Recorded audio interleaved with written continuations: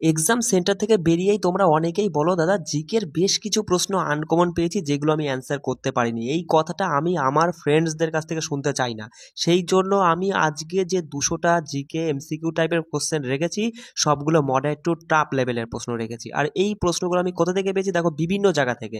SSC, CGL, CHSL, MTS, জিডিতে, পিভিআরস এর যে সকল প্রশ্নগুলো মডারেট টু টাফ লেভেলে আমার মনে হয়েছে সেই টাইপের প্রশ্নগুলো কিন্তু আমি এখানে তুলে ধরেছি। সেই জন্য বলছি একটা হেডফোন নাও, কানের মধ্যে দাও, দিয়ে আমার কথাগুলো খুব ভালো করে শোনো। আমি যে কোশ্চেনগুলোর অ্যান্সারের পাশাপাশি প্রত্যেকটা প্রশ্নেরই কিছু এক্সট্রা করে বলার চেষ্টা করছি। এবার সেগুলো তুমি খুব ভালো করে এখান থেকে একবার ভিডিওটা সম্পূর্ণ দেখে ভালো করে বুঝে নাও। তারপরে ইভিনিংয়ে আমি টেলিগ্রামে, আমাদের টেলিগ্রামে হচ্ছে পিডিএফটা আমি দিয়ে দিচ্ছি, সেখানে গিয়ে পিডিএফটা নেবে, নিয়ে আরও একবার রিভিশন করে নেবে। সেই জন্য আমি বারবার রিকোয়েস্ট করছি বস, ভিডিওটা আগে ভালো করে দেখে নাও।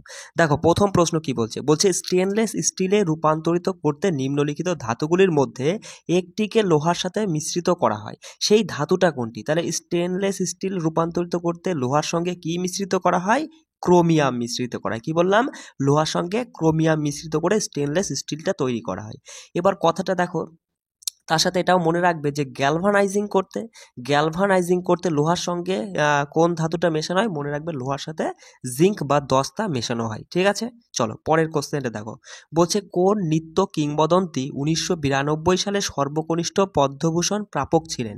সোনাল মানসিং। কি বললাম? সোনাল মানসিং, যিনি 1992 সালে সর্বকনিষ্ঠ পদ্মভূষণ প্রাপক ছিলেন। তার পাশাপাশি মনে রাখবে যে 1987 সালে সঙ্গীত নাটক একাডেমি পুরস্কারও পান তিনি। কি বললাম? 1987-তে সঙ্গীত নাটক একাডেমি পুরস্কার পান। আর 2003-এ ভারতের যে দ্বিতীয় সর্বোচ্চ বেসামরিক পুরস্কার পদ্মবিভূষণ, সেটাও তিনি পান। কি বললাম? 2003 সালে পদ্মবিভূষণ পান। আর 1987-তে পান হচ্ছে সঙ্গীত নাটক একাডেমি। আর 1992-তে তিনি কি পান?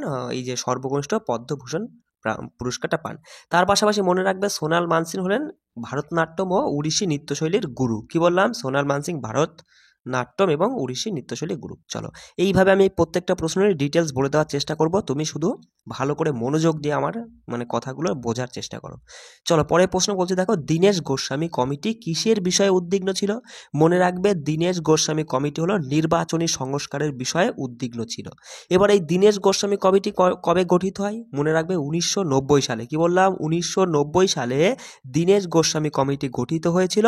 আর এই দীনেশ গোস্বামী কমিটির বিষয় কি ছিল? যে নির্বাচনী সংস্কার। ঠিক আছে, দেখো বিশ্ব প্রকৃতি সংরক্ষণ দিবস 2023-এর থিম কি ছিল?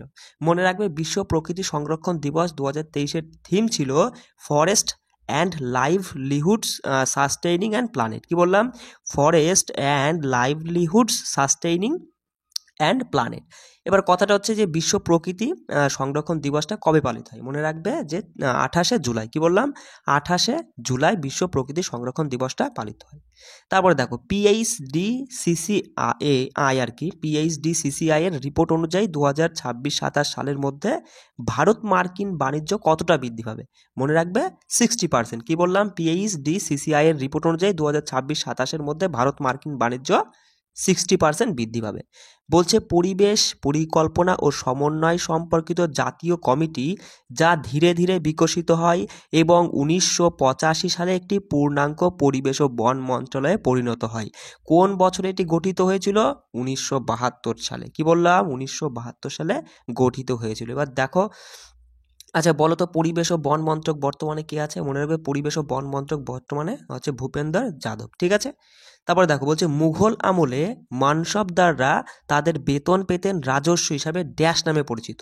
তাহলে মুঘল আমলে মানসবদাররা যে বেতনটা পেত রাজস্ব হিসেবে, তার নাম ছিল জায়গির। কি হবে? জায়গির। ঠিক আছে, আচ্ছা দেখো পরে বলছে যে জহর রোজগার যোজনা কোন পঞ্চবার্ষিকী পরিকল্পনায় চালু হয়েছিল? মনে রাখবে জহর রোজগার যোজনা চালু হয় সপ্তম পঞ্চবার্ষিকী পরিকল্পনার সময়। তখন প্রধানমন্ত্রী কে ছিল? মনে রাখবে রাজীব গান্ধীর সময়। কত সালে এই তোমার হচ্ছে যোজনাটা চালু হয়? মনে রাখবে 1989 সালে। ঠিক আছে, প্রধানমন্ত্রী ছিল রাজীব গান্ধী। আর এই সপ্তম পঞ্চবার্ষিকী পরিকল্পনার সময়কালটা যদি জানতে চাই, মনে রাখবে 1985 থেকে 90। কি বললাম? 1985 থেকে 90। এখানে আমি দুটো পয়েন্ট বলে দিচ্ছি। এক হচ্ছে রোলিং প্ল্যান, এই যে পঞ্চবার্ষিক পরিকল্পনার মধ্যে রোলিং প্ল্যানটা চলেছিল, সেটা হচ্ছে 1978 থেকে 79 পর্যন্ত। হ্যাঁ, 1978 থেকে 79 পর্যন্ত রোলিং প্ল্যান চলেছিল। বার্ষিক পরিকল্পনা চলেছে 1990 থেকে 91, 91 থেকে 92, মধ্যা কথা 1990 থেকে 92 পর্যন্ত বার্ষিক পরিকল্পনাটা চলেছিল, এটাও কিন্তু মাথায় রাখবে। বলছে নিচের কোন নৃত্যের সাথে গুরু বিপিন সিং যুক্ত, বলো। গুরু বিপিন সিং হচ্ছে মণিপুরী নৃত্যের সঙ্গে যুক্ত। কি বললাম? গুরু বিপিন সিং মণিপুরী নৃত্যের সঙ্গে যুক্ত। বলছে নিম্নলিখিতদের মধ্যে কে 2001 সালে ভারতরত্ন পেয়েছিলেন এবং তোমার হচ্ছে বিবাহ মণ্ডপ থেকে হচ্ছে কনসার্ট হলে সানাইকে নিয়ে যাওয়ার কৃতিত্ব পেয়েছিলেন আর কি। তিনি হচ্ছেন ওস্তাদ বিসমিল্লাহ খান। ঠিক আছে, এই যে সানাইয়ের সঙ্গে যুক্ত, তাহলে আমরা এখান থেকে বুঝতে পারলাম যে ওস্তাদ বিসমিল্লাহ খান তিনি হচ্ছেন সানাইয়ের সঙ্গে যুক্ত, আর যিনি 2001 সালে ভারতরত্ন পেয়েছিলেন। এখানে আমি একটা পয়েন্ট বলছি, মাথায় রাখবে। আলী আকবর খান তিনি হচ্ছেন সরোদ বাদক, মানে সরোদের সঙ্গে যুক্ত আলী আকবর খান।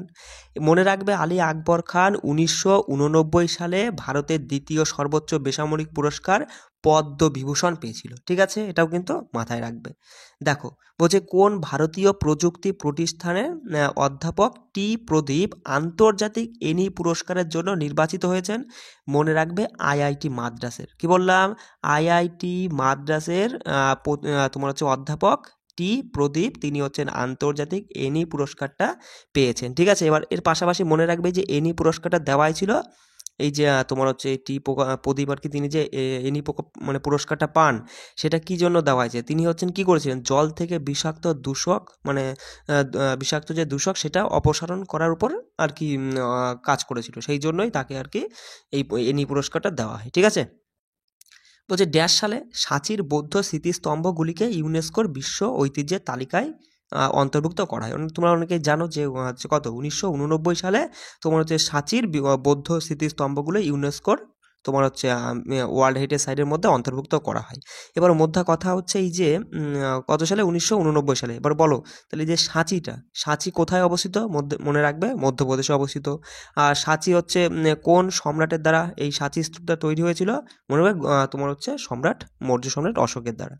এখানে দুটো পয়েন্ট আমি যেটা বলবো বলেই আমি এই কোশ্চেনটা রেখেছি। মনে রাখবে শান্তিস্তূপ, কি বললাম? শান্তিস্তূপ কোথায় অবস্থিত? মনে রাখবে শান্তিস্তূপটা হচ্ছে লাদাখের লেহতে অবস্থিত।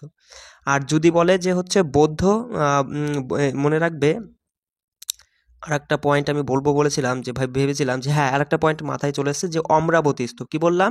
অমরাবতী স্তূপ, এটাও মনে রাখবে, এটা হচ্ছে অন্ধ্রপ্রদেশে অবস্থিত। আর এই অমরাবতী স্তূপটা হলো 2014 সালে ইউনেস্কো দ্বারা বিশ্ব ঐতিহ্যের তালিকায় অন্তর্ভুক্ত করা হয়। ঠিক আছে, তারপরে দেখো বলছে ডক্টর এপিজে আব্দুল কালাম বিখ্যাত ভারতীয় বিজ্ঞানীর আত্মজীবনীর নাম কি? তাহলে মনে রাখবে ডক্টর এপিজে আব্দুল কালাম এই যে বিখ্যাত ভারতীয় বিজ্ঞানী, তার আত্মজীবনীটার নাম হচ্ছে উইংস অফ ফায়ার। ঠিক আছে, তাহলে উইংস অফ ফায়ার কার আত্মজীবনী? এপিজে আব্দুল কালামের। এবার দেখো এপিজে আব্দুল কালামকে কিন্তু আমরা জানি যে মিসাইল ম্যান বলা হয়। তিনি ভারতের 11তম রাষ্ট্রপতি। সালটা যদি বলতে মানে মনে রাখবে যে 2002 থেকে 7 পর্যন্ত ভারতের রাষ্ট্রপতি ছিলেন। এবার কথাটা হচ্ছে যে এই যে এপিজে, দেখো প্রথমে রয়েছে ডক্টর এপিজে আব্দুল কালাম, তাই না? এই যে এপিজে মানেটা কি? এতে আবুল, মনে রাখবে মানে আব্দুল কালামের পুরো নামটা মাথায় রাখবে। এতে আবুল, পিতে পাকির, ঠিক আছে, যেতে জৈনুলাবেদিন। কি বললাম? জৈনুলাবেদিন, আর হচ্ছে তারপরে আব্দুল কালাম। ঠিক আছে, এটাও মাথায় রেখো। তারপর দেখো বলছে দারিদ্র সীমার ধারণা পর্যালোচনা করার জন্য কোন কমিটি গঠন করা হয়েছিল? মনে রাখবে যে দারিদ্র সীমার ধারণা পর্যালোচনা করার জন্যই তোমার এই যে সুরেশ টেন্ডুলকার কমিটিটা গঠন করা। কি বললাম? সুরেশ টেন্ডুলকার কমিটি গঠন করায় দারিদ্র সীমার ধারণা পর্যালোচনা করার জন্য। ঠিক আছে, কত সালে? 2005 সালে। কি বললাম? 2005 সালে এই কমিটিটা গঠন করা হয়। তার পাশাপাশি মনে রাখবে যে ভারতে দরিদ্রের অনুপাত ও সংখ্যার যে অনুমান করার জন্য সংখ্যার অনুমান বিবেচনা করার জন্য তোমার হচ্ছে মনে রাখবে যে লাখদাওয়ালা কমিটিটা গঠন করে। কি বললাম? লাখদাওয়ালা কমিটিটা গঠিত হয় ভারতের দরিদ্রের অনুপাত ও সংখ্যার অনুপাত বিবেচনা করার জন্য লাখদাওয়ালা কমিটি গঠিত হয়। তার পাশাপাশি আর একটা পয়েন্ট মাথায় রাখবে যে পিছিয়ে পড়া এলাকার শিল্প খতিয়ে দেখার জন্য তোমার ইয়াংচু কমিটি গঠন করা হয়েছিল। কি বললাম? পিছিয়ে পড়া এলাকার শিল্প খতিয়ে দেখার জন্য ইয়াংচু কমিটি গঠন করা হয়েছিল। তার সাথে সাথে এটাও মাথায় রাখবে যে ভারতের লাইসেন্সিং ব্যবস্থা কার্যকারিতা অনুসন্ধানের জন্য তোমার হচ্ছে দত্ত কমিটি গঠন করা হয়েছিল। এই যে 3টে পয়েন্ট বললাম একটু ভালো করে শুনে নাও।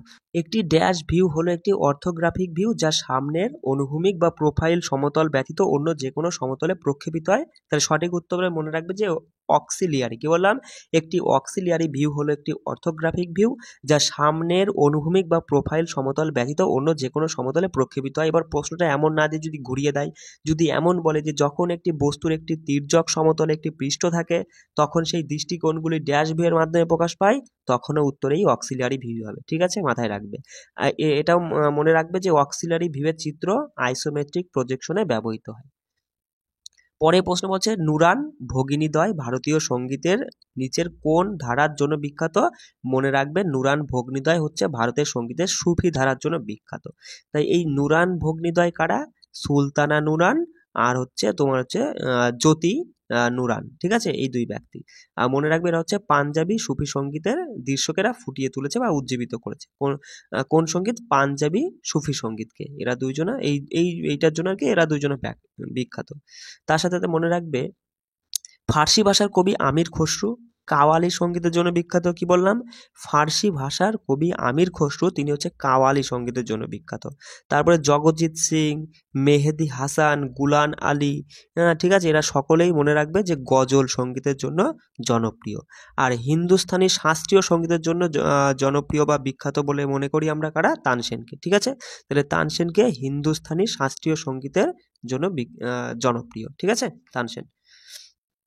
তারপরে দেখো বলছে দ্রোণাচার্য পুরস্কার প্রথম 1985 সালে হস্তান্তর করা হয়েছিল এবং প্রথম দ্রোণাচার্য পুরস্কার বিজয়ী ছিলেন ড্যাশ। তাহলে মনে রাখবে প্রথম দ্রোণাচার্য পুরস্কার বিজয়ী হচ্ছে ভালচন্দ্র ভাস্কর ভাগবত। ঠিক আছে, ভালচন্দ্র ভাস্কর ভাগবত তিনি প্রথম দ্রোণাচার্য পুরস্কার প্রাপক। কত সালে পায়? 1985-তে। বলছে 2023 সালে, দেখো বলছে 2023 সালে মে মাসে কে ভারত গৌরব রত্ন পুরস্কারে ভূষিত হয়েছেন? মনে রাখবে 2023-এর মে মাসে ভারত গৌরব রত্ন পুরস্কারে ভূষিত হয়েছেন ফরমান মিয়া। কি বললাম? ফরমান মিয়া। বলছে দেখো 1947 সালে ভারতে ব্রিটিশ শাসনের অবসান হওয়ার পর সাক্ষরতার হার ছিল মাত্র %। মনে রাখবে 12%। 1947 সালে ভারতে ব্রিটিশ শাসনের অবসান হওয়ার পর সাক্ষরতার হার ছিল 12%। বলছে নিম্নলিখিত ব্যক্তিদের মধ্যে কাকে কাগজের মুদ্রা চালু করার কৃতিত্ব দেওয়া হয়? মনে রাখবে মোহাম্মদ বিন তুগলককে। ঠিক আছে, আর এই যে কাগজে মুদ্রাটা যিনি চালু করেছিল, এই কাগজটা কি ছিল? কাগজটা ছিল ফার্স্টলি। কাগজটার নাম ছিল ফার্স্টলি। ঠিক আছে, ফার্স্টলি নামে কাগজের মুদ্রা প্রচলন করেছিল তোমার এই মোহাম্মদ বিন তুগলক। ঠিক আছে, তার সাথে মনে রাখবে যে বেকারদের কর্মসংস্থানের ব্যবস্থা করেছিল ফিরোজ শাহ, এই মোহাম্মদ বিন তুগলক নয়, ফিরোজ শাহ তুগলক হবে। হ্যাঁ, এই পয়েন্টটা মাথায় রাখবে যে বেকারদের কর্মসংস্থানের ব্যবস্থা করেছিল কে? ফিরোজ শাহ তুগলক। ঠিক আছে, এটাও আমি এক্সট্রা হিসাবে বলে দিলাম। দেখো পরের প্রশ্ন বলছে যে গ্রামীণ এলাকায় ক্ষুদ্র ঋণ গ্রহীতাদের বার্ষিক পারিবারিক আয়ের ঊর্ধ্বসীমা কত পর্যন্ত? মনে রাখবে যে হচ্ছে তোমার গ্রামীণ এলাকায় ক্ষুদ্র ঋণ গ্রহীতাদের বার্ষিক পারিবারিক আয়ের ঊর্ধ্বসীমা 1.25 লাখ। 1.25 লাখ। বলছে ভারতের প্রথম আন্ডার ওয়াটার মেট্রো পরিষেবা কোন শহরে 2023 সালের ডিসেম্বরের মধ্যে শেষ হবে বলে আশা করা হচ্ছে? তাহলে এখানে মনে রাখবে যে কোথায়? কলকাতায়। ভারতের প্রথম আন্ডার ওয়াটার মেট্রো পরিষেবা 2023-এর ডিসেম্বরে শেষ হয় বলে মনে হচ্ছে। কোথায় হচ্ছে এটা? কলকাতায় হচ্ছে। আর যদি বলে ভারতের প্রথম মেট্রো রেল চালু হয় কবে? জানোই যে 1984 সালে। এইসব কোশ্চেন কিন্তু সিজি কোশ্চেন। এই যে ভারতের প্রথম মেট্রো রেল কোথায় চালু হয়? ঠিক আছে, এইসব কোশ্চেন কিন্তু তোমার জানা অলরেডি। যেগুলো মডারেট টাফ লেভেলে আমার মনে হয়েছে সেগুলো আমি এখানে তুলে দিয়েছি। এই কোশ্চেনগুলো খুবই গুরুত্বপূর্ণ। ঠিক, আমি তো তোমাকে বলছি তুমি এই 2000টা কোশ্চেন 10টা স্পেশাল ক্লাস দেবো জিকের জন্য, পড়ে যাও, নিঃসন্দেহে 15টা প্রশ্ন পাবে। আমাদের শরীরের পেশিতে অবায়বীয় শোষণ ড্যাশ উৎপন্ন করে? মনে রাখবে আমাদের শরীরের পেশিতে অবায়বীয় শোষণ তোমার হচ্ছে ল্যাকটিক অ্যাসিড এবং শক্তি উৎপন্ন করে। তার পাশাপাশি মনে রাখবে যে হাইড্রোজেন শক্তি বাহক হিসাবে কাজ করে ড্যাশ। এরকম প্রশ্ন আসলে সঠিক উত্তর কি করবে? যে হাইড্রোজেন শক্তি বাহক হিসাবে কাজ করে ফর্মিক অ্যাসিড এবং শক্তি। মনে রাখবে যে মাইটোকন্ড্রিয়ালের ভেতরে সাইট্রিক অ্যাসিড চক্রে সম্পূর্ণ জারণের সময় মুক্ত পায় ড্যাশ। যদি এরকম প্রশ্ন পাও উত্তর করবে অক্সিজেন এবং জল। কি বললাম? মাইটোকন্ড্রিয়াল এর ভেতরে সাইট্রিক অ্যাসিড চক্রে সম্পূর্ণ জারণের সময় মুক্ত পায় অক্সিজেন ও জল। বলছে পরে প্রশ্ন দেখো, নিম্নলিখিত ব্যক্তিদের মধ্যে কে ফিড ওয়ার্ল্ড চ্যাম্পিয়নশিপ 2023-এ জিতেছে? মনে রাখবে 2023-এ যে ফিড ওয়ার্ল্ড চ্যাম্পিয়নশিপ জিতেছে ডিং লিরেন।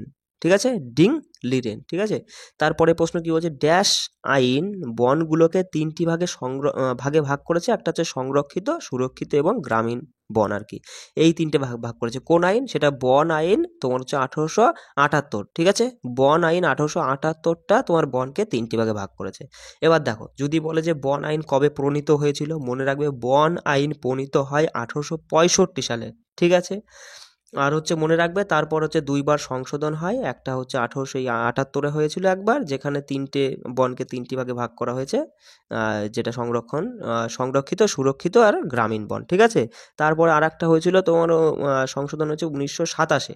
আর 1927-এ তোমার হচ্ছে কি, বন থেকে যে রাজস্ব উৎপাদন, গাছের উপর যে রাষ্ট্রীয় নিয়ন্ত্রণ, এগুলো সব প্রতিষ্ঠিত, মানে এগুলো সব মানে কি ক্ষমতাটা যে তোমার হচ্ছে রাষ্ট্রের উপর থাকবে, সেটা 1927-এর বন আইন মাধ্যমে হয় আর কি। তারপর দেখো লেখক আর বই সম্পর্কে, যেমন বিদ্যাপতির লেখা একটি বই, যেমন তোমার হচ্ছে কীর্তিলতা। ঠিক আছে, মনে রাখবে, তাহলে পরীক্ষা প্রশ্ন আসতে পারে যে কীর্তিলতা কার লেখা, মনে রাখবে কীর্তিলতা হচ্ছে বিদ্যাপতির লেখা।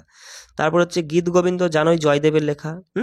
তাবাকাত ই নাসিরি, এটা কার লেখা? মিনহাজ উদ সিরাজ। ঠিক আছে, আর মহাভারতিক নয়াবন্ধিক, এটা হচ্ছে কার লেখা? ধীরেশ্বর। মহাভারতিক নয়া বন্ধন, এটা কার লেখা? ধীরেশ্বরের লেখা। ঠিক আছে, তারপরে দেখো, চেদ্দু গুদ্দু কোন খেলার অপর নাম? মনে রাখবে, চেদ্দু গুদ্দু হচ্ছে কবাডি খেলার অপর নাম। কি বললাম? চেদ্দু গুড্ডু কবাডি খেলার অপর নাম। এই কবাডি খেলায় বলো তো প্রত্যেক মানে এক একটা দলে কতজন করে থাকে? 7 জন। ঠিক আছে, আর কবাডি খেলাটা সাধারণত ওই 40 মিনিটের মধ্যে আর কি হয় আর কি। ঠিক আছে, তারপরে দেখো, সুপারসনিক এয়ারপ্লেন শক ওয়েভ তৈরি করে যাকে বলা হয় ড্যাশ। তাহলে সেটা হচ্ছে কি, হচ্ছে সোনিক বুম। কি বললাম? সোনিক নয়, সোনিক বুম। ঠিক আছে, তাহলে সুপারসনিক এয়ারপ্লেন শক ওয়েভ তৈরি করে যাকে বলা হয় সোনিক বুম। তারপরে দেখো, নিচের কোন রাজস্ব ব্যবস্থাটি বন্দোবস্ত প্রথা নামেও পরিচিত? মনে রাখবে জাপ্তি। তাহলে জাপ্তি হচ্ছে কি, জাপ্তি এটা হচ্ছে বন্দোবস্ত প্রথা নামেও পরিচিত, এটা মাথায় রাখবে।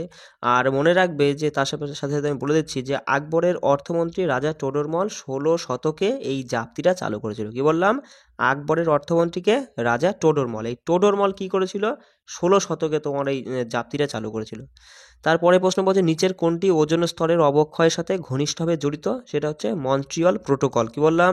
মন্ট্রিয়ল প্রোটোকলটা হলো ওজোন স্তরের অবক্ষয়ের সাথে তোমার হচ্ছে ঘনিষ্ঠভাবে জড়িত। ঠিক আছে, মনে রাখবে যে পৃথিবীর ওজোন স্তরকে যে রক্ষা করতে 1987 সালে তোমার হচ্ছে এই মন্ট্রিয়ল প্রোটোকলটা চালু হয়। কত সালে? 1987-তে মন্ট্রিয়ল প্রোটোকল চালু হয়। বলছে মহাবোধি মন্দির যা ইউনেস্কোর একটি বিশ্ব ঐতিহ্যবাহী স্থান ও নিচের কোন রাজ্যে অবস্থিত? মনে রাখবে, মহাবোধি মন্দির কোথায়? বিহারে অবস্থিত। আর এটা 2002 সালে ইউনেস্কো দ্বারা ওয়ার্ল্ড হেরিটেজ সাইটের মানে তালিকায় অন্তর্ভুক্ত করা হয়। আর এই যে মহাবোধি মন্দিরটা নির্মাণ করেছিল সম্রাট অশোক। ঠিক আছে, বলছে দিল্লিতে ভাইসরয় লর্ড হার্ডিন্সের উপর বোমা নিক্ষেপের জন্য নিচের কোন সংগঠন দায়ী ছিল? অনুশীলন সমিতি। মনে রাখবে, দিল্লিতে ভাইসরয় লর্ড হার্ডিন্সের উপর যে বোমা নিক্ষেপের জন্য কোন সংগঠন দায়ী ছিল? অনুশীলন সমিতি। আচ্ছা, অনুশীলন সমিতির প্রতিষ্ঠাতাকে? মনে রাখবে, প্রমথনাথ মিত্র হচ্ছে অনুশীলন সমিতির প্রতিষ্ঠাতা। বলছে সম্প্রতি ওপেন ডোর পলিসি খবরে এসেছে, বলছে এটি নিচের কোন সংস্থাটা প্রতিপাদন করা হয় আর কি। মনে রাখবে যে ওপেন ডোর পলিসিটা খবর এসে, এটা হচ্ছে কোন সংস্থার সঙ্গে দ্বারা আর কি প্রতিপাদন করা হয়? এটা হচ্ছে ন্যাটো। ঠিক আছে, ন্যাটো দ্বারা। ঠিক আছে, এই ন্যাটো গঠিত হয় কবে? মনে রাখবে, ন্যাটো গঠিত হয় 4 এপ্রিল 1949 সালে। আর হচ্ছে এটা মনে রাখবে শুরুর সময় এটা 10টা দেশ নিয়ে, মানে 10টা সদস্য দেশ নিয়ে এটা শুরু হয়েছিল। বর্তমানে মনে হয় 31টা সদস্য দেশ রয়েছে, আর সদর দপ্তর হচ্ছে বেলজিয়ামের ব্রাসেলসে। আর এর বর্তমান মহাসচিবটা মনে রাখবে যে জেমস স্টারবারবার্গ। ঠিক আছে, নামটা একটু মনে রাখার চেষ্টা করো। আচ্ছা দেখো, কেন্দ্র দাবি করেছে যে ভারত 2040 সালের মধ্যে বিশ্বব্যাপী জ্বালানির চাহিদার % অবদান রাখবে, সেটা হচ্ছে 25%। তাহলে কেন্দ্র দাবি করেছে যে 2040 সালের মধ্যে বিশ্বব্যাপী জ্বালানির চাহিদায় ভারত 25%-এর অবদান রাখবে। ঠিক আছে, এটা মাথায় রাখবে। তারপরে বলছে যে 31শে জানুয়ারি 2023-এ কে ইউদান, ঠিক আছে, UDAN প্রকল্পের অধীনে জামশেদপুর থেকে কলকাতার জন্য ইন্ডিয়ান এয়ারের আঞ্চলিক সংযোগ প্রকল্প ফ্লাইট অপারেশনের উদ্বোধন করেছিল জ্যোতিরাদিত্য সিন্ধিয়া। কোশ্চেনটা একটু বড় হলেও পড়ে নিয়ে অ্যান্সারটা মাথায় রাখবে। সঠিক উত্তর কী হবে? জ্যোতিরাদিত্য সিন্ধিয়া, যিনি জামশেদপুর থেকে কলকাতা পর্যন্ত তোমার হচ্ছে ইন্ডিয়ান এয়ারের আঞ্চলিক একটা সংযোগ প্রকল্প আর কি উদ্বোধন করলেন। বলছে নিম্নলিখিত, পরে প্রশ্ন বলছে নিম্নলিখিত কোন ক্ষেত্রে অবদানের জন্য পণ্ডিত কুমার গন্ধর্ব সুপরিচিত? মনে রাখবে সঙ্গীতের জন্য। তাহলে এই যে পণ্ডিত কুমার গন্ধর্ব, তিনি হচ্ছেন সঙ্গীতের সঙ্গে যুক্ত, এটা মাথায় রাখবে। তারপরে এটাও মাথায় রাখবে যে তিনি একজন কি, তিনি একজন বিখ্যাত হিন্দুস্তানি শাস্ত্রীয় সঙ্গীত শিল্পী। ঠিক আছে, এই যে পণ্ডিত তোমার হচ্ছে কুমার গন্ধর্ব, তিনি হচ্ছেন হিন্দুস্তানি শাস্ত্রীয় সঙ্গীত শিল্পী, আর যিনি 1990 সালে ভারতের দ্বিতীয় যে সর্বোচ্চ বেসামরিক পুরস্কার পদ্মবিভূষণ সেটা পান। কত সালে? 1990 সালে। এই যে আমি পয়েন্টগুলো যেগুলো লেখা নেই বলছি, এগুলো কিন্তু ভালো করে শুনবে। দেখো বলছে নিম্নলিখিত ব্যক্তিদের মধ্যে কে ভারতের ইন্টিগ্রেটেড গাইডেড মিসাইল ডেভেলপমেন্ট প্রোগ্রামের স্থপতি ছিলেন? এপিজে আব্দুল কালাম। মনে রাখবে যে এপিজে আব্দুল কালাম ভারতে ইন্টিগ্রেটেড গাইডেড মিসাইল ডেভেলপমেন্ট প্রোগ্রামের স্থপতি ছিলেন। এপিজে আব্দুল কালাম সম্পর্কে তোমরা জানলামই, মিসাইল ম্যান বলা হয়। 11তম রাষ্ট্রপতি। বলছে নিচের কোনটি পরিবেশগত পরিবর্তনের সাথে বলছে একটি জীব দ্বারা শারীরবৃত্তীয় সমন্বয় হয় আর কি, সেটা হচ্ছে সমন্বয় সাধন। কি বললাম? ধরো এরকম প্রশ্ন থাকবে না, নিচের কোনটি পরিবেশগত পরিবর্তনের সাথে একটি জীব দ্বারা শারীরবৃত্তীয় সমন্বয়, সেটা হচ্ছে অপশন অনুযায়ী সঠিক উত্তর হবে যে সমন্বয় সাধন। মনে রাখবে, ঠিক আছে, এইসব প্রশ্ন কিন্তু খুবই ইম্পর্টেন্ট। আচ্ছা দেখো বলছে মৌর্য সাম্রাজ্যের কিছু আগে, প্রায় 1.5 বছর আগে চীনের সম্রাটরা মহাপ্রাচীর নির্মাণের কাজটা শুরু করেছিল। মনে রাখবে যে মৌর্য সাম্রাজ্যের কিছু আগে, প্রায় 2400 বছর আগে চীনের সম্রাটরা মহাপ্রাচীরের নির্মাণ কাজটা শুরু করেছিল। ঠিক আছে, বলছে মান্নার উপসাগর বলছে মেরিন ন্যাশনাল পার্কে কয়টি দ্বীপ আছে? তাহলে যে মান্নার উপসাগর মেরিন ন্যাশনাল পার্কে 21টা দ্বীপ আছে। কয়টি? 21টি। আর এই যে তোমার হচ্ছে মেরিন ন্যাশনাল পার্ক, এটা হচ্ছে তামিলনাড়ুতে অবস্থিত। আর তোমার হচ্ছে 86 সালে, হ্যাঁ 1986 সালে এটা প্রতিষ্ঠিত হয়। এই যে মেরিন ন্যাশনাল পার্ক কবে গঠিত হয়? 1986-তে। আর এটা অবস্থিত তামিলনাড়ুতে, এটাও কিন্তু মাথায় রাখবে। কেমন? চলো পরের প্রশ্ন দেখো। বলছে একটি নির্দিষ্ট বছরে বলছে নামমাত্র জিডিপিকে একই বছরের প্রকৃত জিডিপি দ্বারা ভাগ করে এবং 100 দ্বারা গুণ করে নিচের কোনটি গণনা করা হয়? সেটা হচ্ছে জিডিপি ডিফ্লেটার। কি বললাম? একটি নির্দিষ্ট বছরের নামমাত্র জিডিপিকে একই বছরের প্রকৃত জিডিপি দ্বারা ভাগ করে 100 দ্বারা গুণ করলে পরে তোমার জিডিপি ডিফ্লেটারটা পাওয়া যাবে। বলছে ফ্যারাড প্রতি মিটার, ফ্যারাড প্রতি মিটার হলো ড্যাশের একক। মনে রাখবে ফ্যারাড প্রতি মিটার হলো তড়িৎ ভেদ্যতার একক। কি বললাম? ফ্যারাড প্রতি মিটার হলো তড়িৎ ভেদ্যতার একক। এর সাথে সাথে মনে রাখবে যে তেজস্ক্রিয় তীব্রতার একক কি? তেজস্ক্রিয় তীব্রতার একক হলো ওয়াট প্রতি স্টেরেডিয়ান। কি বললাম? ওয়াট প্রতি স্টেরেডিয়ান হলো তেজস্ক্রিয় তীব্রতার একক। ব্যাপ্তি যোগ্যতার একক কি? ব্যাপ্তি যোগ্যতার একক হলো হেনরিস প্রতি মিটার। কি বললাম? হেনরিস প্রতি মিটার। আর বৈদ্যুতিক পরিবাহিতার একক কি? বৈদ্যুতিক পরিবাহিতার একক হলো সিমেন্স। কি বললাম? সিমেন্স। ঠিক আছে, মাথায় রাখবে কিন্তু। দাক্ষিণাত্যে মারাঠাদের দ্বারা সংগৃহীত ভূমি রাজস্বের 25%কে কি বলা হতো? তাহলে দাক্ষিণাত্যের মারাঠাদের দ্বারা সংগৃহীত ভূমি রাজস্বের 25%কে চৌথ বলা হতো। চৌথ মানে 4 ভাগের 1 ভাগ। তার মানে তো বোঝাই যাচ্ছে যে 25%। বুঝতে পারলে? খুব ভালোভাবে মানে সহজে মনে রাখতে পারবে। আর স্বরদেশমুখী ছিল আরেকটা, যে স্বরদেশমুখী হচ্ছে চৌথের উপর আরও 10% শুল্ক। ঠিক আছে, এটা ছিল স্বরদেশমুখী। মনে রাখবে এই চৌথ এবং স্বরদেশমুখী কারা? মারাঠা সাম্রাজ্য কর্তৃক আরোপিত কর। ঠিক আছে, আমি তো প্রশ্নে বলেই দিয়েছে যে দাক্ষিণাত্যে মারাঠা দ্বারা সংগৃহীত। ঠিক আছে, তাহলে মনে রাখবে কিন্তু এটাও। আচ্ছা দেখো নিম্নলিখিত কোন কারণে বাতাস পৃথিবীতে সরল রেখার পরিবর্তে বক্ররেখায় চলাচল করে? কোন কারণে? মনে রাখবে কোরিওলিস প্রভাবের কারণে। কি বললাম? কোরিওলিস প্রভাবের কারণে তোমার বাতাস পৃথিবীতে সরল রেখার পরিবর্তে বক্ররেখায় চলাচল করে। বলছে নিচের কোন স্তন্যপায়ী প্রাণী নেওড়া ভ্যালি ন্যাশনাল পার্কে মানে বেশি পাওয়া যায় আর কি? সেটা হচ্ছে রেড পান্ডা। কি বললাম? রেড পান্ডা এই স্তন্যপায়ী প্রাণীটা তোমার নেওড়া ভ্যালি পার্কে, ন্যাশনাল পার্কে আর কি পাওয়া যায়। ঠিক আছে, এটাও কিন্তু মাথায় রাখবে। আচ্ছা এই যে তোমার হচ্ছে এই যে নেওড়া ভ্যালি ন্যাশনাল পার্ক, এটা কোথায় অবস্থিত বলতো? এটা হচ্ছে পশ্চিমবঙ্গে অবস্থিত, আমাদের পশ্চিমবঙ্গে। সেনগোল নিম্নলিখিত কোন রাজবংশের সঙ্গে যুক্ত বলে মনে হয়? তাহলে সেনগোল, এই যে সেনগোল শব্দটা, এটা হচ্ছে চোল রাজবংশের আমলে তোমার হচ্ছে রাজবংশের সাথে আর কি যুক্ত বলে মনে হয়। আচ্ছা, এই যে সেনগোলটা কি, মনে রাখবে এই সেনগোল হলো একটি লম্বা লাঠি যেটি রূপোর তৈরি কিন্তু সোনা দ্বারা আবৃত। ঠিক আছে, আর মনে রাখবে এই যে সেনগোল এর নির্মাণ করেছিল তোমার হচ্ছে বাঙ্গুরু জেট্টি, বাঙ্গুরু চেট্টি আর কি, বাঙ্গুরু চেট্টি এই সেনগোলটা, মানে এই লম্বা লাঠির যেটা সোনার মতো, সোনা দিয়ে তৈরি আর রূপার মতো দেখতে, মানে রূপা এই বললাম রূপা দিয়ে তৈরি আর সোনা দিয়ে আবৃত, এটা হচ্ছে তোমার হচ্ছে বাঙ্গুরু চেট্টি নির্মাণ করেছিল। ঠিক আছে, আর এই যে সেনগোল অনুষ্ঠানের যে ধারণাটা, এটা ভারতের শেষ গভর্নর জেনারেল চক্রবর্তী রাজা গোপালাচারী দ্বারা প্রবর্তিত হয়েছিল। খুব গুরুত্বপূর্ণ পয়েন্ট, আমি এখানে তুলতে পারিনি কিন্তু বলে দিচ্ছি, মাথায় রাখো। সেনগোল অনুষ্ঠানের ধারণাটি ভারতের শেষ গভর্নর জেনারেল হচ্ছে চক্রবর্তী রাজা গোপালাচারী আর কি দ্বারা প্রবর্তিত হয়েছিল। ঠিক আছে, দেখো পরের প্রশ্নটা কি বলছে, যে ব্যয় পদ্ধতি অনুসারে জিডিপির প্রদত্ত রাশিতে নিচের কোনটি অর্থনীতি দ্বারা সম্পাদিত সামগ্রিক আমদানি ব্যয়কে তোমার উপস্থাপন করছে কোনটা? এই যে এখানে যে C+I+G+X-M আছে না, এর মধ্যে এম হচ্ছে কি, এম হচ্ছে আমদানিকে বোঝাচ্ছে, এম হচ্ছে আমদানি, মাথায় রাখবে। সি মানে কি, সি মানে হচ্ছে ব্যবহার, আই মানে হচ্ছে বিনিয়োগ, ঠিক আছে, জি হচ্ছে সরকারি ব্যয়, এম মানে হচ্ছে এক্স মানে হচ্ছে কি, এক্স মানে হচ্ছে রপ্তানি, মনে রাখবে, আর এম মানে হচ্ছে আমদানি। ঠিক আছে, বলছে নাট্যশাস্ত্র যা বাদ্যযন্ত্র সম্পর্কিত তথ্য প্রদান করে তার ড্যাশ দ্বারা সংকলিত হয়। মনে রাখবে নাট্যশাস্ত্র যা বাদ্যযন্ত্র সম্পর্কিত তথ্য প্রদান করে, এটা হচ্ছে তোমার এই ভরত মুনি দ্বারা সংকলিত হয়। ঠিক আছে, গুরুত্বপূর্ণ প্রশ্ন, মাথায় রাখবে। তারপরে বলছে যে ভারতে নিম্নলিখিত ঋতুগুলির মধ্যে কোনটি তোমার হচ্ছে স্থানান্তর ঋতু হিসেবে পরিচিত? মনে রাখবে পশ্চাৎ সরণ বর্ষা। কি বললাম? পশ্চাৎ সরণ বর্ষা, যেটা স্থানান্তর ঋতু হিসাবে পরিচিত।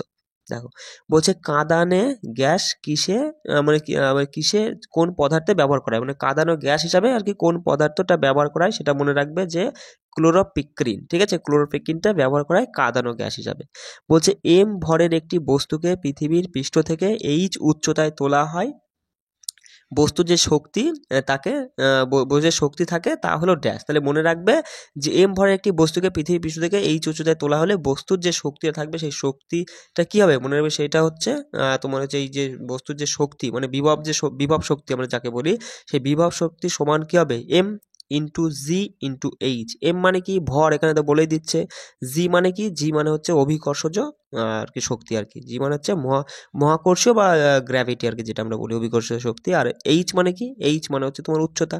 এগুলো গুণ করলে পরেই পেয়ে যাবো আমরা সঠিক উত্তর। ঠিক আছে, আচ্ছা দেখো বলছে মাটি সংরক্ষণের কোন পদ্ধতি বালির টিলা নির্মাণ এবং মরুভূমির স্থিতিশীলতায় অবদান রাখে? সেটা হচ্ছে শেডি এগ্রিকালচার। কি বললাম? মাটি সংরক্ষণের এই যে শেডি এগ্রিকালচার যে পদ্ধতিটা, এই পদ্ধতি বালির টিলা নির্মাণ এবং মরুভূমির স্থিতিশীলতায় আর কি অবদান রাখে। বলছে ইন্টারনেট ক্যাফে, এটিএম বুথ ও হচ্ছে কল সেন্টার কোন খাতের উদাহরণ? মনে রাখবে এই যে তোমার হচ্ছে ইন্টারনেট ক্যাফে, যে এটিএম বুথ আর কল সেন্টার না, এগুলো সব তৃতীয় খাতের মধ্যে পড়ছে। দেখো প্রথম খাত মানে যেখানে কাঁচামাল, যেমন হচ্ছে কি কৃষি, মাছ ধরা, খনি, তেল ও গ্যাস উত্তোলন, খনন করা, কাঠ কাটা, ঠিক আছে, এগুলো সবই কিন্তু প্রথম খাতের মধ্যে পড়ছে। দ্বিতীয় খাতটা কি? যেমন উৎপাদন, নির্মাণ, শক্তি, পরিবহন, এগুলো সবই দ্বিতীয় খাত। আর তৃতীয় খাতের মধ্যে রয়েছে অর্থ, বীমা, খুচরা পাইকারি ব্যবসায়ী, পরিষেবা, ব্যাংকিং, শিক্ষা, স্বাস্থ্যসেবা, ঠিক আছে, পর্যটন, এগুলো সবই তৃতীয় খাতের উদাহরণ। ঠিক আছে, বলছে দেখো পরের প্রশ্নটা কি বলছে, যে শর্মিলা বিশ্বাস যিনি 1998 সালে তোমার হচ্ছে তথ্য ও সম্প্রচার মন্ত্রক কর্তৃক সেরা কোরিওগ্রাফি পুরস্কার লাভ করেন, তিনি নিম্নলিখিত কোন শাস্ত্রীয় নৃত্যের প্রতিনিধিত্ব করেন? এই যে শর্মিলা বিশ্বাস, তিনি হচ্ছেন একজন ওড়িশি নৃত্যশৈলী। ঠিক আছে, তাহলে মনে রাখবে যে এই শর্মিলা বিশ্বাস তিনি 1994 সালে জাতীয় নৃত্য শিরোমণি পুরস্কারটা পান। 2005 সালে তোমার হচ্ছে সঙ্গীত নাটক একাডেমি পুরস্কারটা পান এই যে শর্মিলা বিশ্বাস। আর হচ্ছে 2011-তে পদ্মশ্রী সম্মানটা পান এই শর্মিলা বিশ্বাস। ঠিক আছে, এটা কিন্তু মাথায় রাখবে। দেখো বলছে তরল স্ফটিকের প্রথম আবিষ্কার মানে আকস্মিক আবিষ্কার ড্যাশ সালে অস্ট্রিয়ান উদ্ভিদবিদ এবং রসায়নবিদ ড্যাশ দ্বারা হয়েছিল। তাহলে মনে রাখবে তরল স্ফটিকের প্রথম আকস্মিক আবিষ্কার তোমার হচ্ছে 1888 সালে অস্ট্রিয়ান উদ্ভিদবিদ ও রসায়নবিদ হচ্ছে ফ্রেডরিক রেইনিটজজার, ঠিক আছে, ফ্রেডরিক রেইনিটজজার দ্বারা হয়েছিল আর কি, এটা আবিষ্কৃত হয়েছিল। বলছে 2022 থেকে 23 সালের জন্য দারিদ্র্য দূরীকরণের জন্য আন্তর্জাতিক দিবসের প্রতিপাদ্য কি? তাহলে মনে রাখবে 2022 থেকে 23 সালে তোমার দারিদ্র্য দূরীকরণের জন্য আন্তর্জাতিক দিবসের প্রতিপাদ্য ছিল অভ্যাসে সবার জন্য মর্যাদা। কি বললাম? অভ্যাসে সবার জন্য মর্যাদা। বলছে সার্ভিস, এই যে সার্ভিস শব্দটা কোন খেলার সঙ্গে সম্পর্কিত? মনে রাখবে সার্ভিস শব্দটা হচ্ছে ব্যাডমিন্টনের সঙ্গে যুক্ত। আর এই যে মনে রাখবে তার সাথে আর দুটো মানে শব্দ যেগুলো পরীক্ষায় বারবার আসে, যেমন শাটলকক, তারপর হচ্ছে ড্রপ, নেট, একক, এগুলো সবই কিন্তু ব্যাডমিন্টনের সঙ্গে যুক্ত শব্দ।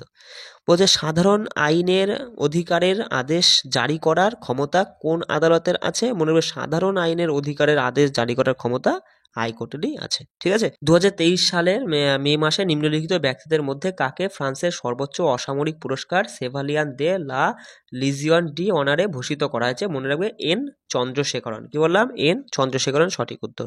বলছে কোন রক্তনালী ফুসফুস থেকে হৃৎপিণ্ডে তোমার বিশুদ্ধ রক্ত বহন করে? ফুসফুসীয় শিরা, জানোই যে ফুসফুসীয় শিরা এটা হচ্ছে কি তোমার ফুসফুস থেকে হৃৎপিণ্ডে বিশুদ্ধ রক্ত বহন করে।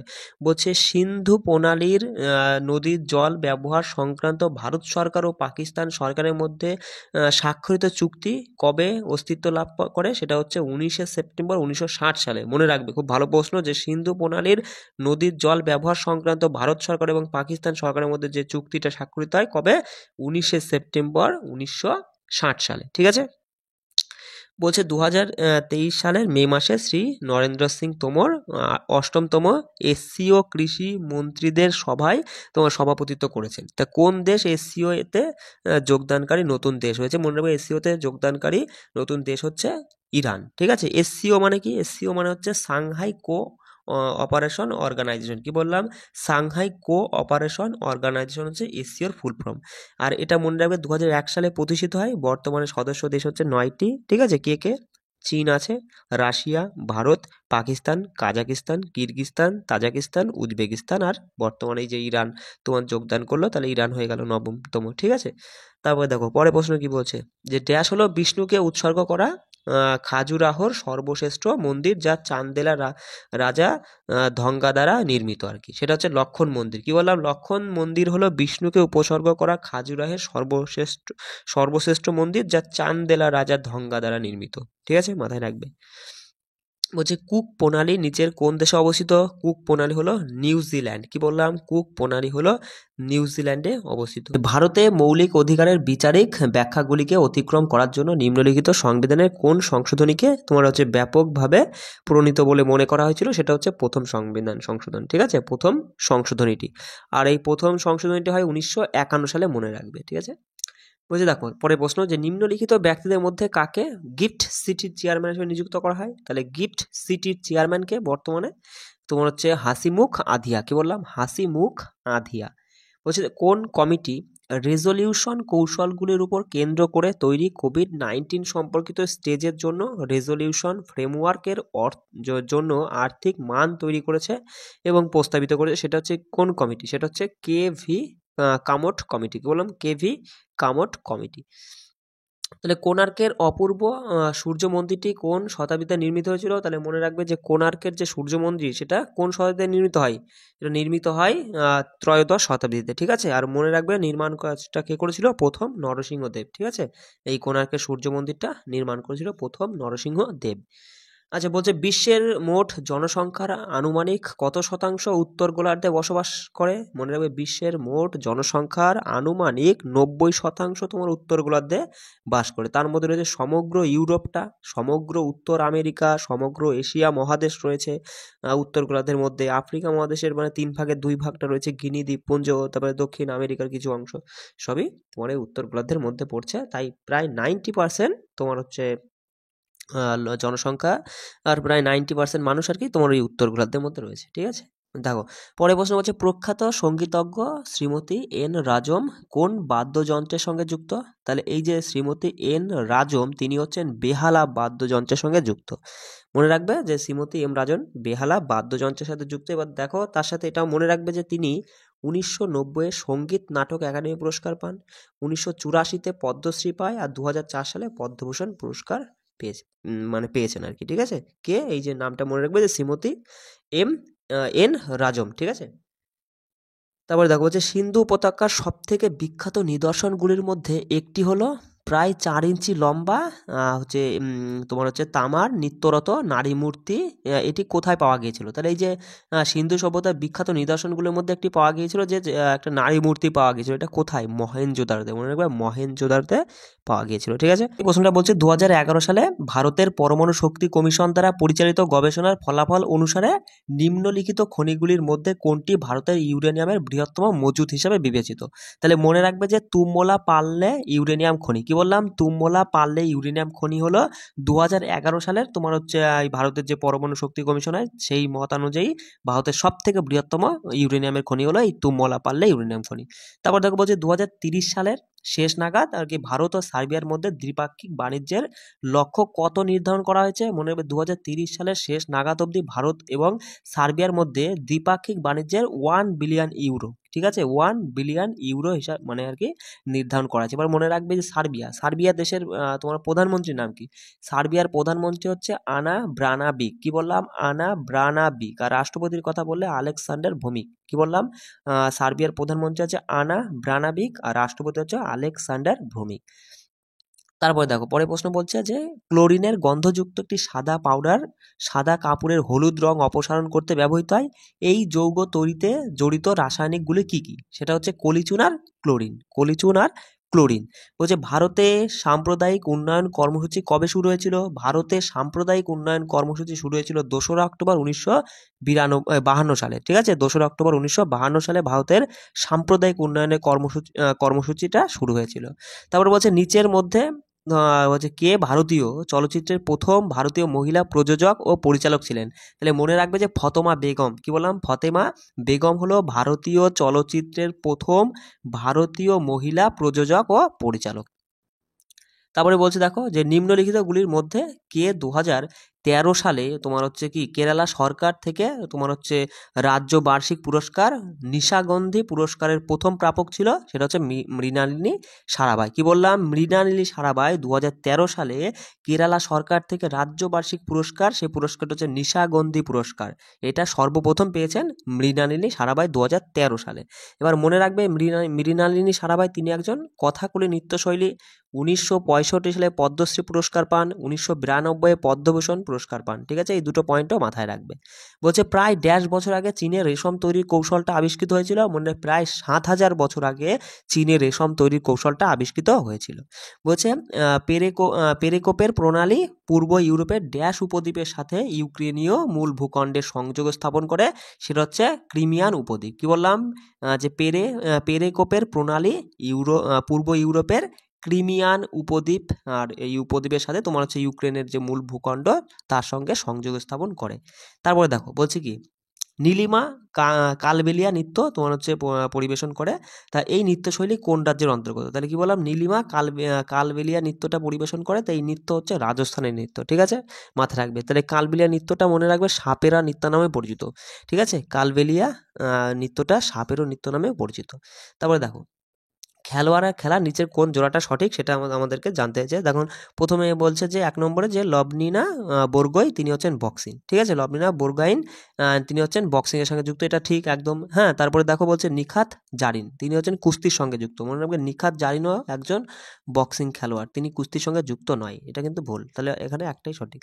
বলছে কোন প্রতিষ্ঠান 50টি আইকনিক ভারতীয় ঐতিহ্যবাহী টেক্সটাইলের একটি তালিকা চালু করেছে?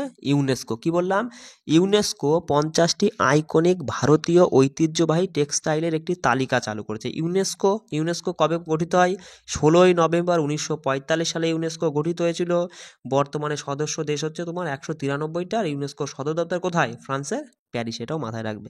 তারপর দেখো বলছে অবক্ষয়িত বাস্তুতন্ত্র এবং পরিবেশগত স্থিতিশীলতার সংরক্ষণ ও পুনরুজ্জন্মের মাধ্যমে একটি এলাকার উন্নয়ন প্রক্রিয়াকে ড্যাশ বলা হয়, সেটা হচ্ছে বাস্তুতান্ত্রিক উন্নয়ন। কি বললাম? অবক্ষয়িত বাস্তুতন্ত্র এবং পরিবেশগত স্থিতিশীলতার সংরক্ষণ ও পুনর্জন্মের মাধ্যমে একটি এলাকার উন্নয়ন প্রক্রিয়াটা হলো বাস্তুতান্ত্রিক উন্নয়ন। ঠিক আছে, তারপরে দেখো বলছে 630 খ্রিস্টাব্দে দ্বিতীয় পুলকেশীর হর্ষবর্ধনকে কোন নদীর তীরে পরাজিত করে? তাহলে 630 খ্রিস্টাব্দে দ্বিতীয় পুলকেশী হর্ষবর্ধনকে নর্মদা নদীর তীরে পরাজিত করেছিল। ঠিক আছে, মনে রাখবে যখন তিনি ভারতের দক্ষিণ উপদ্বীপে তার সাম্রাজ্যকে বিস্তার করতে চেয়েছিল সেই সময় আর কি, সেই সময়কার কথা বলছি। ঠিক আছে, তারপরে দেখো বলছে হিন্দু বর্ষপঞ্জির শ্রাবণ মাসের তোমার হচ্ছে ড্যাশ তারিখে বিশ্ব সংস্কৃত দিবসটা পালিত হয়।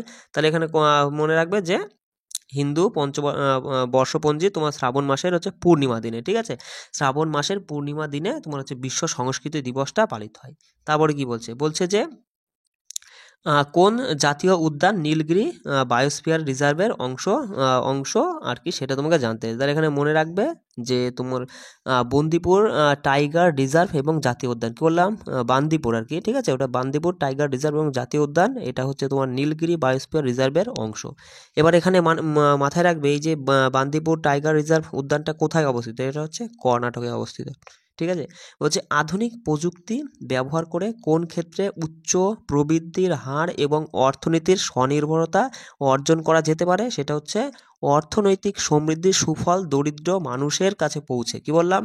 অর্থনৈতিক সমৃদ্ধি সুফল দরিদ্র মানুষের কাছে পৌঁছে তোমার আধুনিক প্রযুক্তির মানে যে উচ্চ প্রবৃদ্ধির হার এবং অর্থনৈতিক নির্ভরশীলতা অর্জন করা যেতে পারে। ঠিক আছে, তারপর দেখো বলছে চোল শিলালিপি অনুসারে জৈন প্রতিষ্ঠানকে দান করা জমিকে কি বলা হতো? মনে রাখবে চোল শিলালিপি অনুসারে জৈন প্রতিষ্ঠানকে দান করা জমি পল্লী চন্দ্রম বলে। আর যদি বলে চোল শিলালিপি অনুযায়ী তোমার হচ্ছে অব্রাহ্মণ কৃষকদের যে দান করা জমিটা কি বলা হয়? অব্রাহ্মণ কৃষকদের দান করা জমি হচ্ছে ভেল্লা নবগাই। আর বিদ্যালয়ের রক্ষণাবেক্ষণের এবং ব্যবস্থাপনার জন্য দান করা জমি হচ্ছে শালভোগ নামে পরিচিত। আর ব্রাহ্মণদের দেওয়া জমি হচ্ছে ব্রহ্মদেহ। আর তোমার এই জৈনদের দেওয়া প্রতিষ্ঠানের জন্য দান করা জমি ছিল পল্লীচন্দ্রম। ঠিক আছে, তারপরে বলছি দেখো 2023 সালের 16ই ফেব্রুয়ারি 15 দিন ব্যাপী আদি মহোৎসব কে উদ্বোধন করলো? নরেন্দ্র মোদী। কি বললাম? 2023 সালে 16ই ফেব্রুয়ারি 15 দিন ব্যাপী আদি মহোৎসবের উদ্বোধন করলো নরেন্দ্র মোদী। তারপর বলছে শীষমহল বা প্যালেস অফ হচ্ছে মিরস। কি বললাম? শীষমহল বা প্যালেস অফ মিরস স্থানটি কোন রাজ্যে অবস্থিত? মনে রাখবে শীষমহল বা প্যালেস অফ মিরস এটা হলো পাঞ্জাবে অবস্থিত। আচ্ছা, পাঞ্জাবের বর্তমান মুখ্যমন্ত্রীকে? পাঞ্জাবের বর্তমান মুখ্যমন্ত্রী হচ্ছে ভগবন্ত সিং মান। ঠিক আছে, আর পাঞ্জাবের রাজ্যপালকে? পাঞ্জাবের রাজ্যপাল হচ্ছে বানোয়ালিলাল পুরোহিত। ঠিক আছে, কি বললাম? বানোয়ালি বা বনোয়ালিলাল পুরোহিত। ঠিক আছে, মনে রাখবে। তারপরে বলছে দেখো অলিম্পিকে পুরুষদের বাস্কেটবল খেলা মানে কবে থেকে যুক্ত হয়েছে সেটা জানতে চাইছে, যে অলিম্পিকে পুরুষদের বাস্কেটবলের খেলাটা 1936 সাল থেকে তোমার যুক্ত হয়েছে, এটা মাথায় রাখবে।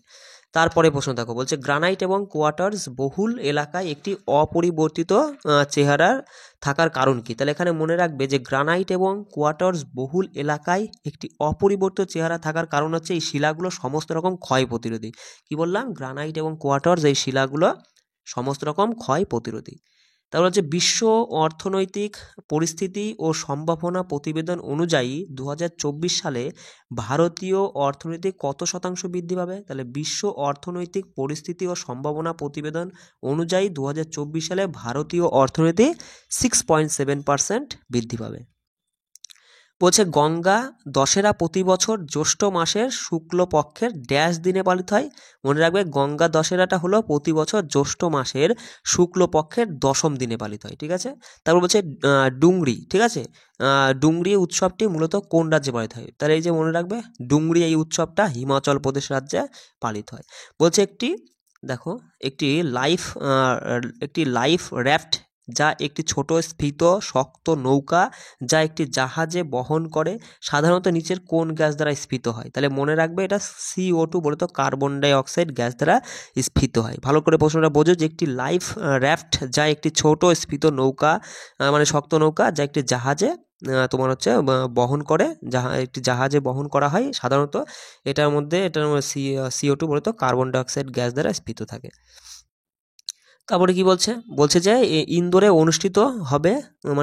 অনুষ্ঠিত হয়ে যাওয়া মধ্যপ্রদেশ গ্লোবাল ইনভেস্টর সামিট 2023-এর থিম কী ছিল? তাহলে মনে রাখবে ইন্দোরে অনুষ্ঠিত হওয়া মধ্যপ্রদেশ গ্লোবাল ইনভেস্টর সামিট 2023-এর থিম হচ্ছে মধ্যপ্রদেশ ভবিষ্যতের জন্য প্রস্তুত রাজ্য। কি বললাম? মধ্যপ্রদেশ ভবিষ্যতের জন্য প্রস্তুত রাজ্য। বলছে ভারতে তপশিলি জাতি ও উপজাতি তোমার হচ্ছে যে আইনটা, সেই আইনটা কত সালে পাশ হয়? বলে রাখবে ভারতে তপশিলি জাতি এবং উপজাতিদের আইনটা পাশ হয় 1989 সালে। তারপরে কি বলছে দেখো, বলছে কোন কোম্পানি ভারতে প্রথম আন্তর্দেশীয় বিদ্যুৎ প্রকল্প চালু করে? মনে রাখবে আদানি কোম্পানি। তাহলে আদানি গ্রুপ বা আদানি কোম্পানি তোমার হচ্ছে ভারতে প্রথম আন্তর্দেশীয় বিদ্যুৎ প্রকল্পটা চালু করেছিল। তারপরে কি বলছে দেখো, বলছে যে কোন সালে বা কত সালে ফতেপুর সিক্রি ইউনেস্কো বিশ্ব ঐতিহ্যবাহী স্থান হিসেবে মনোনীত হয়েছিল? 1986 সালে। কি বললাম? 1986 সালে তোমার হচ্ছে এই ফতেপুর সিক্রিটা ইউনেস্কো দ্বারা ওয়ার্ল্ড হেরিটেজ সাইটের মধ্যে অন্তর্ভুক্ত করা হয়। এই যে ফতেপুর সিক্রিটা কে নির্মাণ করেছিল? মনে রাখবে আকবর নির্মাণ করেছিল ফতেপুর সিক্রিটা। বলছে ক্যালসিয়াম অক্সাইডে ক্যালসিয়াম এবং অক্সিজেনের ভরের অনুপাত কত? ক্যালসিয়াম অক্সাইডে ক্যালসিয়াম আর অক্সিজেনের অনুপাতটা হচ্ছে 5:2। পরবর্তী প্রশ্ন বলছে যে শিখ সংস্কারকদের দ্বারা ড্যাশ শুরু হয়েছিল তাদের ধর্মীয় স্থানগুলিকে শুদ্ধ করার জন্য ধীরে ধীরে তাদের মধ্যে যে মন্দ সামাজিক অভ্যাসগুলো প্রবেশ করেছিল তা দূর করা, সেটা হচ্ছে আকালি আন্দোলনের দ্বারা। কি বললাম? শিখ সংস্কারকদের দ্বারা আকালি আন্দোলন শুরু হয়েছিল। কেন? কারণ তাদের ধর্মীয় স্থানগুলিকে শুদ্ধ করার জন্য ধীরে ধীরে তাদের মধ্যে যে মন্দ সামাজিক অভ্যাসগুলো প্রবেশ করেছিল সেগুলো দূর করার জন্য।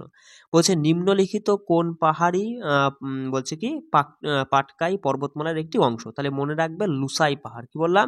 লুসাই পাহাড় এই পাটকাই পর্বতমালার একটি অংশ। বলছে নিম্নলিখিতদের মধ্যে কে ভারতের ন্যাশনাল রাইফেল অ্যাসোসিয়েশনের সভাপতি হিসেবে দায়িত্ব গ্রহণ করেছেন? মনে রাখবে ভারতের ন্যাশনাল রাইফেল অ্যাসোসিয়েশনের সভাপতি হিসেবে দায়িত্ব গ্রহণ করেছেন নারায়ণ সিং দেও। কি বললাম? নারায়ণ সিং দেও। তারপরে বলছে দেখো, বলছে ভারতের 2011 সালের আদমশুমারি অনুসারে ভারতের মোট তপশিলি উপজাতির জনসংখ্যার তুলনায় কোন রাজ্যে তপশিলি উপজাতির জনসংখ্যার সর্বাধিক শতাংশ ছিল? মধ্যপ্রদেশ রাজ্যে। কি বললাম? মধ্যপ্রদেশ রাজ্যে 2011 সালের আদমশুমারি অনুযায়ী ভারতের মোট তপশিলি উপজাতির জনসংখ্যার তুলনায় আর কি মধ্যপ্রদেশে সর্বাধিক ছিল তপশিলি উপজাতি।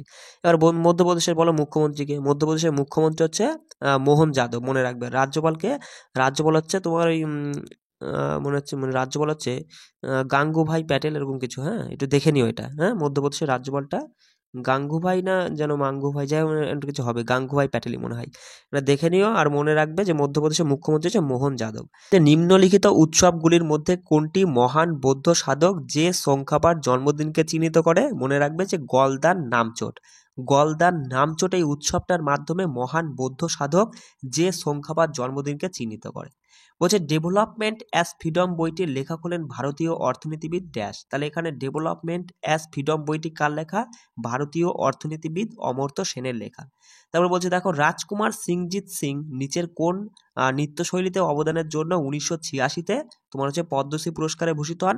তাহলে রাজকুমার সিংজিৎ সিং তিনি হচ্ছেন মণিপুরী নৃত্যশৈলীর জন্য 1986-তে পদ্মশ্রী পুরস্কার পান। তার পাশাপাশি এটাও মাথায় রেখো যে 1984 সালে তিনি সঙ্গীত নাটক একাডেমি পুরস্কারও পেয়েছেন। ঠিক আছে, দেখো দিল্লির সুলতানি শাসকদের মধ্যে কে দেওয়ান ই খয়রাত প্রতিষ্ঠা করেছিল?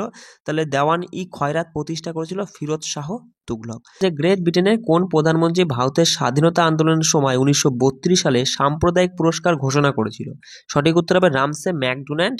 ভারতীয় স্বাধীনতা আন্দোলনের সময় 1932 সালে সাম্প্রদায়িক পুরস্কারটা ঘোষণা করেছিল। বলছে নিম্নলিখিত কোন দেশ তোমার হচ্ছে 1816 সালে সৌগলিক চুক্তি স্বাক্ষর করেছিল? তাহলে সৌগলিক চুক্তি কবে হয়? 1816 সালে। কোন কোন দেশের মধ্যে? ব্রিটিশ, ভারত এবং নেপালের মধ্যে হয়েছিল।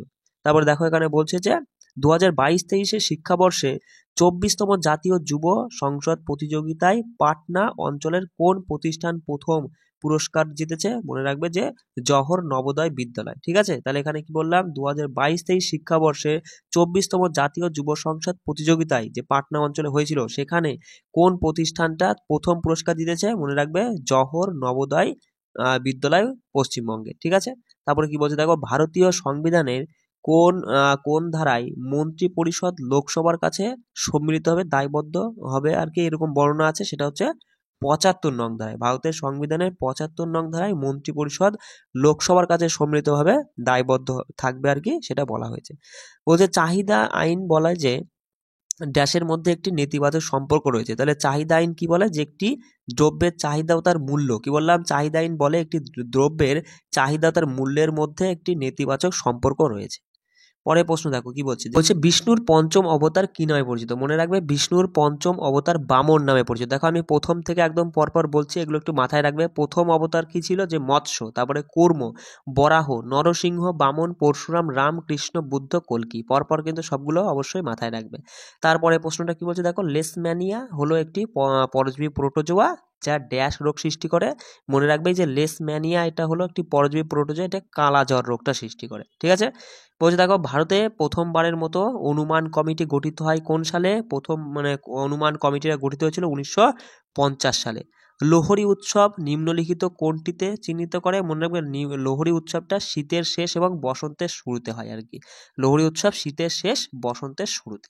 বলছে নিম্নলিখিত কোনটি ভারতের সংবিধানের ধারা 280 অধীনে পড়ে। অর্থ কমিশন। তাহলে ভারতের সংবিধানের 280 ধারার অধীনে পড়ছে কোনটা, অর্থ কমিশনটা পড়ছে, এটাও মাথায় রাখবে। ঠিক আছে, এবার দেখো অর্থ কমিশন সম্পর্কে আমি কিছু গুরুত্বপূর্ণ তথ্য বলে দিচ্ছি। মনে রাখবে অর্থ কমিশন রাষ্ট্রপতি দ্বারা গঠিত হয়।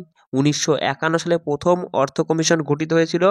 অর্থ কমিশনের প্রথম চেয়ারম্যান ছিল KC নিয়োগী। ঠিক আছে, আর তোমার হচ্ছে বর্তমানে তো 15তম, আর 15তম তোমার হচ্ছে চেয়ারম্যান আছেন কে, নন্দকিশোর সিং।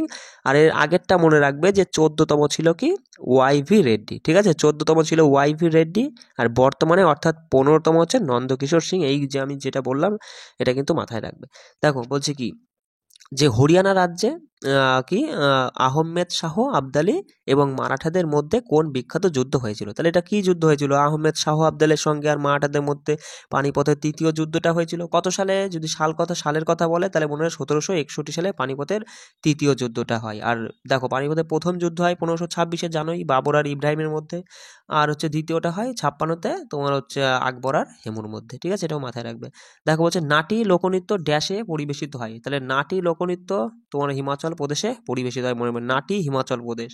তারপরে বলছে সর্বনিম্ন এবং সর্বোচ্চ কত বয়সে একজন গ্রাহক অটল পেনশন যোজনায় যোগ দিতে পারে। মনে রাখবে সর্বনিম্ন এবং সর্বোচ্চ 18 বছর সর্বনিম্ন, আর সর্বোচ্চ হচ্ছে 40 বছর একজন গ্রাহক কি করতে পারে, অটল পেনশন মানে যোজনায় আর কি যোগদান করতে পারে। তো বলছে ভারতের, আর এখানে মাথায় রাখবে যে অটল পেনশন এটা না 2015 সালে চালু করা হয়। ঠিক আছে, এই যে অটল কি বললাম, হ্যাঁ অটল পেনশন যে যোজনাটা এটা 2015 সালে চালু হয়। বলছে ভারতের সংবিধানের 32 এবং তোমার হচ্ছে 226 ধারার অধীনে কত ধরনের পরোয়ানা জারি করা যেতে পারে, সেটা হচ্ছে 5 রকমের। মনে রাখবে যে ভারতের সংবিধানের 32 থেকে 232 এবং 226 ধারার অধীনে তোমার হচ্ছে 5 ধরনের পরোয়ানা জারি করা যেতে পারে। আচ্ছা দেখো বলছে নিম্নলিখিত কোনটি কো এলেন টেরাটা বা সিনিডারিয়ার উদাহরণ নয়। মনে রাখবে সাইকন কোনো এলেন টেরাটার উদাহরণ নয়। ঠিক আছে, কো এলেন টেরাটার উদাহরণ নয়, এটা মাথায় রেখো। তো দেখো অশোকের শিলালিপিগুলি তো বৌদ্ধ ধর্মের প্রথম বাস্তব প্রমাণ ছিল। তাহলে কি বললাম, অশোকের শিলালিপিগুলি বৌদ্ধ ধর্মের প্রথম বাস্তব প্রমাণ ছিল। মোট ড্যাশ শিলালিপি রয়েছে, সেখানে মোট 33টা শিলালিপি রয়েছে, যাদের প্রাথমিকভাবে মুখ্য এবং গৌণিক শিলা ও স্তম্ভের শিলালিপিতে শ্রেণীবদ্ধ করা হয়েছে। ঠিক আছে, তাহলে কতগুলো, 33টা মাথায় রাখবে। তারপরে দেখো বলছে একটি শটের প্রচেষ্টা করার জন্য একটি বাস্কেটবল আক্রমণাত্মক দলকে কত সেকেন্ডের সময় দেওয়া হয়। 24 সেকেন্ড সময় দেয়। কি বললাম, একটি শটের প্রচেষ্টা করার জন্য একটি বাস্কেটবল আক্রমণাত্মকদের দলকে আর কি 24 সেকেন্ড সময় দেওয়া হয়ে থাকে। বলছে WPI এর পুরো কথা কি, WPI বলে তো হোলসেল প্রাইস ইন্ডেক্স। ঠিক আছে, মাথায় রাখবে। বলছে নিম্নলিখিত কোন রাজ্যের সাথে আজি লামু লোকনৃত্য সম্পর্কিত। অরুণাচল প্রদেশ রাজ্যের সাথে তোমার ওই আজি লামু লোকনৃত্যটা সম্পর্কিত। বলছে গুজরাটে ভারতের দীর্ঘতম উপকূল রেখাটি অবস্থিত। তাহলে ভারতের দীর্ঘতম উপকূল রেখা কোথায়, গুজরাটে। বলছে সেরকম তামিলনাড়ুতে অবস্থিত করমণ্ডল উপকূল, তা আয়তনের দিক থেকে কোন স্থানে রয়েছে আর কি। তা মনে রাখবে যে তামিলনাড়ু করমণ্ডল উপকূলটা আয়তনের দিক থেকে তোমার হচ্ছে 3য়তম স্থানে রয়েছে। তারপরে বলছে যে নিম্নলিখিত কোন নদীটি পূর্ব দিকে প্রবাহিত নদী নয় এবং উপত্যকার পরিবর্তে বিন্ধ্য সাতপুরা পর্বতমালার চ্যুতির মধ্যে দিয়ে প্রবাহিত হয়েছে। সেটা হচ্ছে কোন নদী, নর্মদা নদী। কি বললাম, নর্মদা নদী কোনো জানোই যে নর্মদা নদী কি পশ্চিম দিকে প্রবাহিত পশ্চিম বাহিনী নদী একটা। তাই এটা হচ্ছে কি বিন্ধ্য এবং সাতপুরা পর্বতমালার চ্যুতির মধ্যে দিয়ে প্রবাহিত হয়েছে, মাথায় রাখবে। বলছে দেখো মেঘালয়ের নতুন মুখ্যমন্ত্রী কনরাড সাংমা নিচের কোন রাজনৈতিক দলের সদস্য? তাহলে মেঘালয়ের নতুন মুখ্যমন্ত্রীকে কনরাড সাংমা, তিনি হচ্ছেন ন্যাশনাল পিপল পার্টি দলের সদস্য।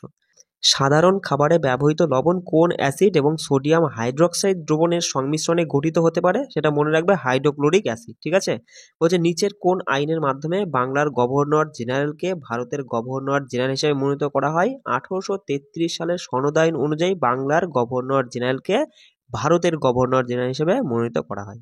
বলছে পৃথিবীর সর্বোচ্চ শৃঙ্খগুলোর বেশিরভাগটাই তোমার হচ্ছে কোন পর্বতে পাওয়া যায়? সেটা হচ্ছে নোবেল ভঙ্গিল পর্বত। কি বললাম? পৃথিবীর সর্বোচ্চ শৃঙ্খগুলোর বেশিরভাগটাই তোমার নোবেল ভঙ্গিল পর্বত। তারপরে বলছে দেখো, বিশ্ব ক্রীড়া সাংবাদিক দিবস স্থাপিত হয় কত সালে? মনে রাখবে 1994 সালে। কি বললাম? 1994 সালে বিশ্ব ক্রীড়া সাংবাদিক দিবসটা স্থাপিত হয়। এবার দেখো এটা কি করে স্থাপিত হয়, দেখো যে ইন্টারন্যাশনাল স্পোর্টস প্রেস অ্যাসোসিয়েশনের 70তম বার্ষিকী স্মরণে তোমার এই 1994 সালে এই বিশ্ব ক্রীড়া সাংবাদিক দিবসটা স্থাপিত হয়েছিল। ঠিক আছে, আর এখানে মনে রাখবে এই যে ইন্টারন্যাশনাল স্পোর্টস প্রেস অ্যাসোসিয়েশনের সদর দপ্তরটা সুইজারল্যান্ডের লুসানে অবস্থিত, আর বর্তমানে সভাপতি হচ্ছে জিয়ান্নি মেরলো। ঠিক আছে, জিয়ান্নি মেরলো মনে রাখবে। তারপরে বলছে দেখো, বলছে জীবাশ্ম জ্বালানি পোড়ানোর নির্গত সময় আর কি কার্বন, নাইট্রোজেন এবং সালফার অক্সাইডগুলো হলো ড্যাশ, এগুলো হচ্ছে কি অ্যাসিটিক অক্সাইড। তাহলে মনে রাখবে জীবাশ্ম জ্বালানি পোড়ানোর সময় আর কি কার্বন, নাইট্রোজেন এবং সালফারের অক্সাইডগুলো হলো অ্যাসিটিক অক্সাইড। ঠিক আছে, বলছে ড্যাশ একজন চীনা বৌদ্ধ সন্ন্যাসী যিনি নালন্দার বৌদ্ধ ধর্মগ্রন্থ অধ্যয়ন করেছিলেন এবং 627 থেকে 634 খ্রিস্টাব্দের মধ্যে ভারতে তার 17 বছরের দীর্ঘ ভ্রমণের জন্য বিখ্যাত আর খ্যাতনামা। তিনি হচ্ছেন হিউয়েন সাং। তাহলে তিনি হচ্ছেন হিউয়েন সাং, মনে রাখবে কিন্তু, খুব গুরুত্বপূর্ণ প্রশ্ন। বলছে দক্ষিণ মেরুতে পৌঁছানো প্রথম ব্যক্তিকে? মনে রাখবে দক্ষিণ মেরুতে পৌঁছানো প্রথম ব্যক্তি হচ্ছে রোয়ান্ড আমুন্ডো সেন। ওই যে 2011 সালের আদমশুমারি অনুসারে ভারতের মোট জনসংখ্যায় তপশিলি উপজাতির শতাংশ কত? সেটা হচ্ছে 8.6%। মনে রাখবে 2011 সালে আদমশুমারি অনুসারে ভারতের মোট জনসংখ্যায় তপশিলি উপজাতির শতাংশ হচ্ছে 8.6%। বলছে নিচের কোন দেশ আন্তর্জাতিক ক্রিকেট কাউন্সিল মহিলা টি-20 বিশ্বকাপ 2024 আয়োজন করবে? বাংলাদেশ আয়োজন করবে। ঠিক আছে, এটাও মাথায় রাখবে। তারপরে দেখো বলছে 2023 সালের মার্চ মাসে 4 বছরের জন্য টাটা পাওয়ারের সিইও এবং ব্যবস্থাপনা পরিচালক হিসেবে কে নিযুক্ত হলেন? প্রবীর সিনহা। কি বললাম? প্রবীর সিনহা। বলছে দেখো, ফেমিনা মিস ইন্ডিয়া 2023-এর কততম সংস্করণটা মণিপুরে অনুষ্ঠিত হয়েছিল? তাহলে ফেমিনা মিস ইন্ডিয়া 2023-এ এটা হচ্ছে 59তম সংস্করণ অনুষ্ঠিত হয়েছিল। কোথায়? মণিপুরে। এটাও মনে রাখবে আর কি। বলছে নিচের কোন দেশের সরকারি মুদ্রার নাম রিভনিয়া? বলে ফেলো, রিভনিয়া কোন দেশের সরকারি মুদ্রা? ইউক্রেন। মনে রাখবে রিভনিয়া হলো ইউক্রেনের সরকারি মুদ্রা। বলছে ভীমবেটকার গুহাচিত্র কে প্রথম আবিষ্কার করেন? মনে রাখবে ভীমবেটকার গুহাচিত্র ভিএস ওয়াকাঙ্কার। ঠিক আছে, মনে রাখবে ভীমবেটকা গুহাচিত্র আবিষ্কার করে ভিএস ওয়াকাঙ্কার। এবার এখানে মনে রাখবে কত সালে আবিষ্কার করে? এটা হচ্ছে 1957 সালে আবিষ্কার করেছিল। মনে রাখবে তিনি এই জন্য 1975 সালে পদ্মশ্রী পুরস্কার পান। আর এই যে ভীমবেটকা গুহাচিত্র না, ভীমবেটকা গুহাচিত্র এটা 2003 সালে তোমার ইউনেস্কো দ্বারা ওয়ার্ল্ড হেরিটেজ সাইটের অন্তর্ভুক্ত করা হয়। তাহলে কি বললাম? যে ভীমবেটকা গুহাচিত্র আবিষ্কার করে ভিএস ওয়াকাঙ্কার। কত সালে? 1957 সালে আবিষ্কার করে। আর মনে রাখবে যে ভিএস ওয়াকাঙ্কার তিনি 1975-এ পদ্মশ্রী পুরস্কার পান। আর এই যে ভীমবেটকা গুহাচিত্র, এই যে ভীমবেটকাটা এটা 2003 সালে ইউনেস্কো দ্বারা ওয়ার্ল্ড হেরিটেজ সাইটের অন্তর্ভুক্ত করা হয়েছে। পরে প্রশ্ন বলছে প্রধানমন্ত্রী রোজগার যোজনা কোন বছরে চালু করা হয়েছিল? তাহলে এই প্রধানমন্ত্রী রোজগার যোজনা চালু করা হয়েছিল 1993 সালে, মনে রাখবে। তারপর দেখো বলছি পণ্ডিত রামনারায়ণ হলেন একজন হিন্দুস্তানি শাস্ত্রীয় সঙ্গীতজ্ঞ যিনি ড্যাশ বাজান, সারঙ্গী বাজান। কি বললাম? পণ্ডিত রামনারায়ণ হলেন একজন হিন্দুস্তানি শাস্ত্রীয় সঙ্গীতজ্ঞ যিনি সারঙ্গী বাজান। বলছে দাবার প্রথম মহিলা ভারতীয় গ্র্যান্ড মাস্টার কে? তাহলে দাবার প্রথম মহিলা ভারতীয় গ্র্যান্ড মাস্টার এস বিজয় লক্ষ্মী। কি বললাম? এস বিজয় লক্ষ্মী। কত সালে হয়েছেন? 2001 সালে। ঠিক আছে, মানে 2001 সালে আর কি তিনি এই খেতাবটা অর্জন করেছেন।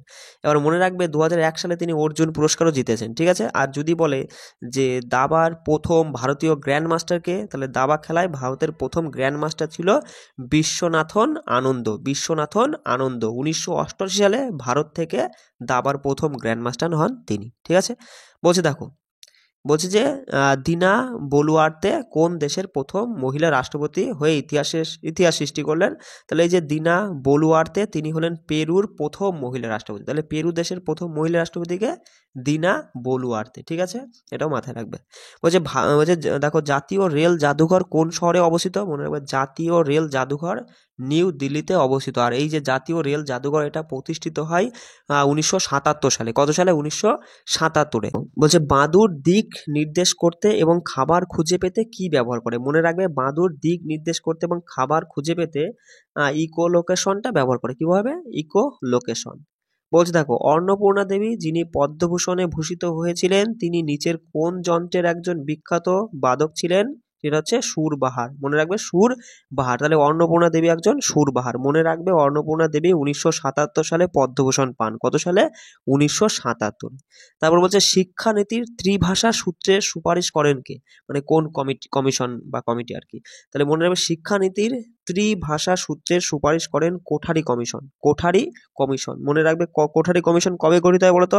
মনে রাখবে যে দৌলত সিং কোঠারির সভাপতিত্বে। কি বললাম? দৌলত সিং কোঠারির সভাপতিত্বে 1964 সালে এই কোঠারি কমিশনটা গঠিত হয়েছিল। বলছে কত সালে JR-D টাটা ভারতরত্ন পুরস্কার পান? 1992-এ তোমার হচ্ছে JR-D টাটা তিনি ভারতরত্ন পুরস্কার পান। আর হচ্ছে মনে রাখবে যে ভারতের যে দ্বিতীয় সর্বোচ্চ মানে বেসামরিক পুরস্কার কি? পদ্মবিভূষণ। সেই পদ্মবিভূষণে কিন্তু তিনি পান, সেটা পান হচ্ছে 1955 সালেই, ঠিক আছে। আগে পদ্মভূষণটা পেয়েছেন তিনি কত সালে? 1955 সালে, এটাও মাথায় রাখবে। পদ্মবিভূষণ পান। বলছে দেখো ভেসারা হল নাগারা এবং দ্রাবিড় শৈলীর মন্দির স্থাপত্যের সংমিশ্রণ যা কর্ণাটক রাজ্যের উদ্ভূত হয়েছিল। এবার বলছে নিচের কোন রাজবংশ এই মন্দিরটি নির্মাণ করেছিল? মনে রাখবে এই যে ভেসারা হল নাগারা এবং দ্রাবিড় শৈলীর যে মন্দির স্থাপত্য যেটা কর্ণাটকে উদ্ভূত হয়েছিল, এটা হচ্ছে চালুক্য রাজবংশ দ্বারা নির্মিত হয়েছিল। কোশ্চেনগুলো একটু বুঝে ভালো করে পড়ে নেবে, ঠিক আছে। তারপর দেখো তিব্বতী ক্যালেন্ডারে প্রতি 12 বছর অন্তর অনুষ্ঠিত নরপা উৎসবটি কোন কেন্দ্রায়িত অঞ্চলের সাথে যুক্ত? সেটা হচ্ছে লাদাখের সাথে যুক্ত। কি বললাম? এই যে তোমার হচ্ছে তিব্বতী ক্যালেন্ডার অনুযায়ী যে 12 বছর অন্তর অন্তর যে নরপাচা উৎসবটা হয়, তাহলে এখানে মনে রাখবে যে নরপা উৎসব কোথায়? নরপা উৎসব হলো কেন্দ্রায়িত অঞ্চল লাদাখের উৎসব। বলছে কোন সংশোধনীর মাধ্যমে অনগ্রসর শ্রেণীর জন্য জাতীয় কমিশন প্রতিষ্ঠিত হয়? মনে রাখবে 102তম সংশোধনীর মাধ্যমে অনগ্রসর শ্রেণীর জন্য জাতীয় কমিশন প্রতিষ্ঠিত হয়েছিল। তারপরে দেখো কি বলছে। বলছে যে কোন পঞ্চবার্ষিক তার আগেরটা, হ্যাঁ, বলছে নিচের কোনটি দক্ষিণ ভারতের বিজয়নগর হিন্দু রাজ্যের শেষ রাজবংশ ছিল? সেটা হচ্ছে মনে রাখবে আরাভিদু রাজবংশ। কি বললাম? আরাভিদু রাজবংশ হলো দক্ষিণ ভারতের বিজয়নগরের হিন্দু রাজ্যের তোমার হচ্ছে শেষ রাজবংশ ছিল আরাভিদু রাজবংশ। বলছে কোন পঞ্চবার্ষিক পরিকল্পনা একটি ক্রমবর্ধমান প্রতিযোগিতামূলক রপ্তানি ভিত্তি এবং উচ্চ প্রযুক্তির ক্ষেত্রে বিদেশি বিনিয়োগকে উৎসাহিত করার ভিত্তি স্থাপন করেছে? সেটা হচ্ছে ষষ্ঠ পঞ্চবার্ষিকী পরিকল্পনা। কততম? ষষ্ঠতম পঞ্চবার্ষিকী পরিকল্পনা। আর ষষ্ঠতম পঞ্চবার্ষিক পরিকল্পনা আমরা আগেই জেনেছি। আর এই তথ্যটা কিন্তু মাথায় রাখবে, খুব গুরুত্বপূর্ণ প্রশ্ন। বলছে নিচের লেখকদের মধ্যে ইন্ডিয়া গ্রোস অ্যাট নাইটের লেখককে? তাহলে ইন্ডিয়া গ্রোস অ্যাট নাইটের লেখক হচ্ছে গুরুচরণ দাস। কি বললাম? গুরুচরণ দাস। তার পাশাপাশি এটাও মনে রাখবে তিনি the difficult of being good. কি বললাম? The difficult of being good, এই যে বইটাও এটাও কিন্তু তিনি লিখেছেন। কে? এই গুরুচরণ দাস লিখেছেন। দেখো বলছে নিম্নলিখিত ব্যক্তিদের মধ্যে কে ভারতের সংবিধানে মৌলিক কর্তব্যের একটি নতুন অংশ অন্তর্ভুক্ত করার সুপারিশকারী কমিটির সভাপতি হন? তিনি হচ্ছেন শরণ সিং। মাথায় রাখবে। মনে রাখবে 1976 সালে 42তম সংবিধান সংশোধনী আইনের দ্বারা 11তম মৌলিক কর্তব্যটা সংবিধানে যোগ করেছিলেন। আর এর পাশাপাশি আরেকটা আমি তথ্য বলে দিচ্ছি যে সর কোরিয়া কমিশন, এটাও কিন্তু গুরুত্বপূর্ণ, যে সর কোরিয়া কমিশন কবে গঠিত হয়? এরকম প্রশ্ন আসলে উত্তর কি হবে? যে সর কোরিয়া কমিশন গঠিত হয় 1983 সালে। আর এই সর কোরিয়া কমিশন হলো কেন্দ্র রাজ্য সম্পর্কীয় নিয়ে আর কি কাজ করে, ঠিক আছে। পরের প্রশ্ন দেখো, বলছে নিচের সুপ্রিম কোর্টের কোন এখতিয়ার তোমার কেন্দ্র রাজ্যের মধ্যে এবং রাজ্যগুলির মধ্যে বিরোধ নিষ্পত্তি করার অনুমতি দেয়? সেটা হচ্ছে মূল এখতিয়ারে। এটা মাথায় রাখবে। কোন এখতিয়ারে? মূল এখতিয়ারে, ঠিক আছে। তারপরে এটা একটা তথ্য মাথায় রাখবে যে মনে রাখবে যে ধারা 143-এর অধীনে রাষ্ট্রপতিকে 2টি বিষয়ের ক্ষেত্রে সুপ্রিম কোর্টের মতামত চাওয়ার অধিকার প্রদান করা, এটা সুপ্রিম কোর্টের কোন এখতিয়ারের মধ্যে পড়ে? এটা হচ্ছে সুপ্রিম কোর্টের তোমার উপদেষ্টামূলক এখতিয়ারের মধ্যে পড়ে। এটাও কিন্তু গুরুত্বপূর্ণ, আমি বলে দিলাম, মাথায় রেখো।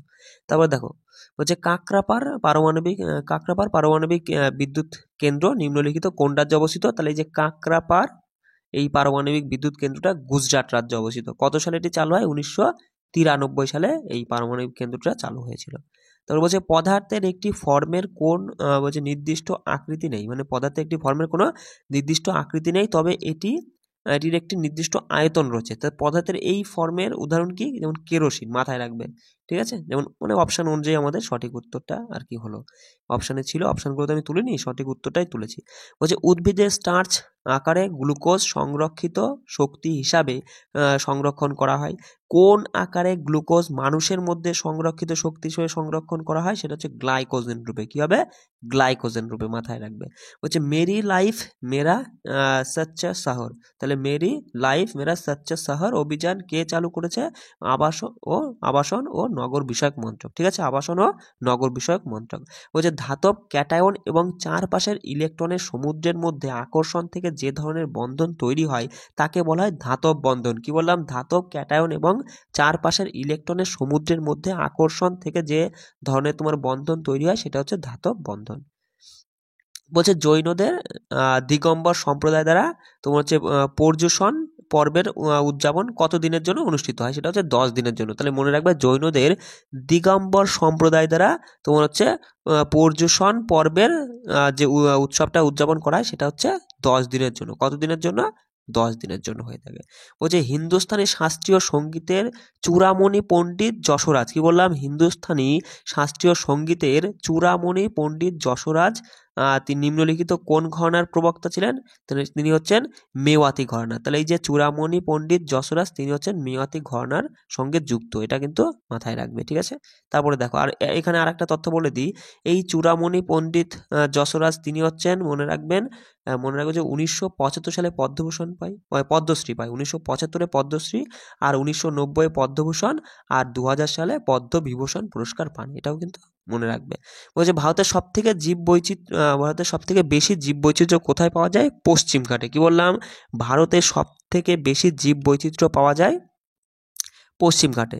তারপরে বলছে যে দিনটিতে পৃথিবী সূর্যের নিকটতম অবস্থানে থাকে সেই দিনে পৃথিবী কি অবস্থানে আছে বলে আমরা বলতে পারি? সেটা হচ্ছে অনুসূর। পৃথিবী আর সূর্যের মধ্যে, মানে পৃথিবী যখন সূর্যের সব থেকে কাছের কক্ষপথে থাকে তখন আমরা বলবো অনুসূর, আর যখন দূরে কক্ষপথে অনেক দূরে থাকবে তখন সেটা বলবো আমরা অপসূর, ঠিক আছে? এটা কিন্তু মাথায় রাখবে। বলছে ভারতের প্রথম জলবিদ্যুৎ প্রকল্প কোনটি?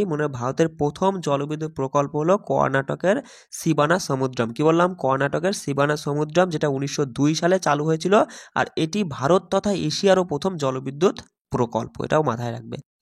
আচ্ছা দেখো বলছে নিচের রাজ্য কেন্দ্রায়িত অঞ্চলগুলির মধ্যে হেমকুন্ডু সাহিব কোনটিতে অবস্থিত? মনে রাখবে এই হেমকুন্ডু সাহিব অবস্থিত উত্তরাখণ্ডে, আর এটা করা হয়েছিল কি জন্য? যে দশম শিখ গুরু গোবিন্দ সিংকে উৎসর্গীকৃত করার জন্য, এটা কিন্তু মাথায় রাখবে। আচ্ছা উত্তরাখণ্ডের বলতো মুখ্যমন্ত্রীকে? মনে রাখবে উত্তরাখণ্ডের মুখ্যমন্ত্রী পুষ্কর সিং ধামি, আর রাজ্যপালকে যে রাজ্যপাল গুরমিত সিং। তারপরে দেখো বলছে ভারত কবে তার প্রথম পারমাণবিক বিস্ফোরণ ঘটায়? এটা কিন্তু সোজা মধ্যে বলতে কি এই সালটা অনেকেই হয়তো মাথায় থাকে না বলে আমি এটা তুলে দিয়েছি। খুব গুরুত্বপূর্ণ প্রশ্ন, যে ভারত মনে রাখবে যে 1974 সালে 18ই মে, কতই মে? 18ই মে 1974 সালে তোমার এটা কোথায় করেছিল বলতো? এটা হচ্ছে রাজস্থানের পোখরানে প্রথম পারমাণবিক বিস্ফোরণ ঘটায়। বলছে দেখো বর্তনীতে তড়িৎ প্রবাহের উপস্থিতি শনাক্ত করার জন্য নিচের কোন যন্ত্রটি ব্যবহার করা হয়? সেটা হচ্ছে গ্যালভানোমিটার ব্যবহার করা হয়। কি বললাম? বর্তনীতে তড়িৎ প্রবাহের উপস্থিতি শনাক্ত করার জন্য আমরা গ্যালভানোমিটারটা ব্যবহার করে থাকি। কেরালার মোনাজাইট বালি কিসে সমৃদ্ধ? মনে রাখবে কেরালার মোনাজাইট বালিটা হলো থোরিয়ামে সমৃদ্ধ। কিসে? থোরিয়ামে। নিচের কোন উৎসবের সঙ্গে প্রভাত ফেরি যুক্ত, মনে রাখবে গুরুপুরব, কি বললাম, গুরুপুরব উৎসবের সঙ্গে প্রভাত ফেরি যুক্ত। তারপরে দেখো বলছে ব্রিটিশ সরকার 1944 সালে সার্জেন্ট পরিকল্পনা ঘোষণা করে, যা কিসের সঙ্গে সম্পর্কিত, সেটা হচ্ছে শিক্ষানীতির সঙ্গে সম্পর্কিত। তাহলে ব্রিটিশ সরকার 1944 সালে সার্জেন্ট পরিকল্পনা ঘোষণা করেছিল, এটি হচ্ছে শিক্ষানীতির সঙ্গে সম্পর্কিত। নিম্নলিখিত নেতাদের মধ্যে মানে কাকে মহাত্মা গান্ধী আধুনিক ভারতের নির্মাতা বলেছেন, কাকে? তাহলে হচ্ছে বাল গঙ্গাধর তিলককে। তাহলে মহাত্মা গান্ধী আধুনিক ভারতের নির্মাতা বলেছেন কাকে? বাল গঙ্গাধর তিলককে। এবার বলছে দেখো রুদ্র বীণাবাদক উস্তাদ কি হাসাদ না আসাদ, হাসাদি হবে মনে হয়, এখানে দেখো মিস্টেক হতে পারে, যে রুদ্র বীণাবাদক উস্তাদ হাসাদ আলী খানের মানে ধ্রুপদের কোন ধারায় বিশেষ দক্ষতা রয়েছে, সেটা হচ্ছে খণ্ডর ধারায়। কি বললাম? খণ্ডর, ঠিক আছে। আর মনে রাখবে এই ওস্তাদ হাসাদ আলী খান তিনি হচ্ছেন একজন বীণাবাদক। কি বাদক? বীণাবাদক। বলছে নিচের কোন ভারতীয় বংশোদ্ভূত ব্যক্তির নাম 2023 সালের মহান অভিবাসী তালিকায় রয়েছে, সেটা হচ্ছে অজয় বঙ্গ। কি বললাম? অজয় বঙ্গ, এটা কিন্তু মাথায় রাখবে। আচ্ছা দেখো পরে প্রশ্নটা বলছে যে ভারতীয় রেলওয়ে 14ই জানুয়ারি 2023-এ ভারত এবং কোন দেশের মধ্যে সম্পর্ক জোরদার করতে ভারত গৌরব তোমার হচ্ছে ডিলাক্স এসি ট্যুরিজম ট্রেন চালানোর জন্য ঘোষণা করেছে। তাহলে ভারত আর নেপালের মধ্যে, কিসের মধ্যে? ভারত আর নেপালের মধ্যে, মনে রাখবে। বলছে দেখো পরে প্রশ্ন কি, বলছে জাতীয় মহিলা কমিশনের বর্তমান চেয়ারপারসন কি? তাহলে মনে রাখবে জাতীয় মহিলা কমিশনের বর্তমান চেয়ারপারসন শ্রীমতী রেখা শর্মা, শ্রীমতী রেখা শর্মা। বলছে সেহনায় একটি রিড যন্ত্র যার নল বরাবর কতগুলো ছিদ্র আছে? 7টি ছিদ্র। কতগুলো? 7টি। বলছে ড্যাশ হলো রাসায়নিক প্রক্রিয়া যেখানে বিভিন্ন ধরনের রাসায়নিক বিক্রিয়া একটি জীবের কোষের জীবন্ত অবস্থা নিয়ন্ত্রণের জড়িত থাকে, সেটা হচ্ছে মেটাবলিজম।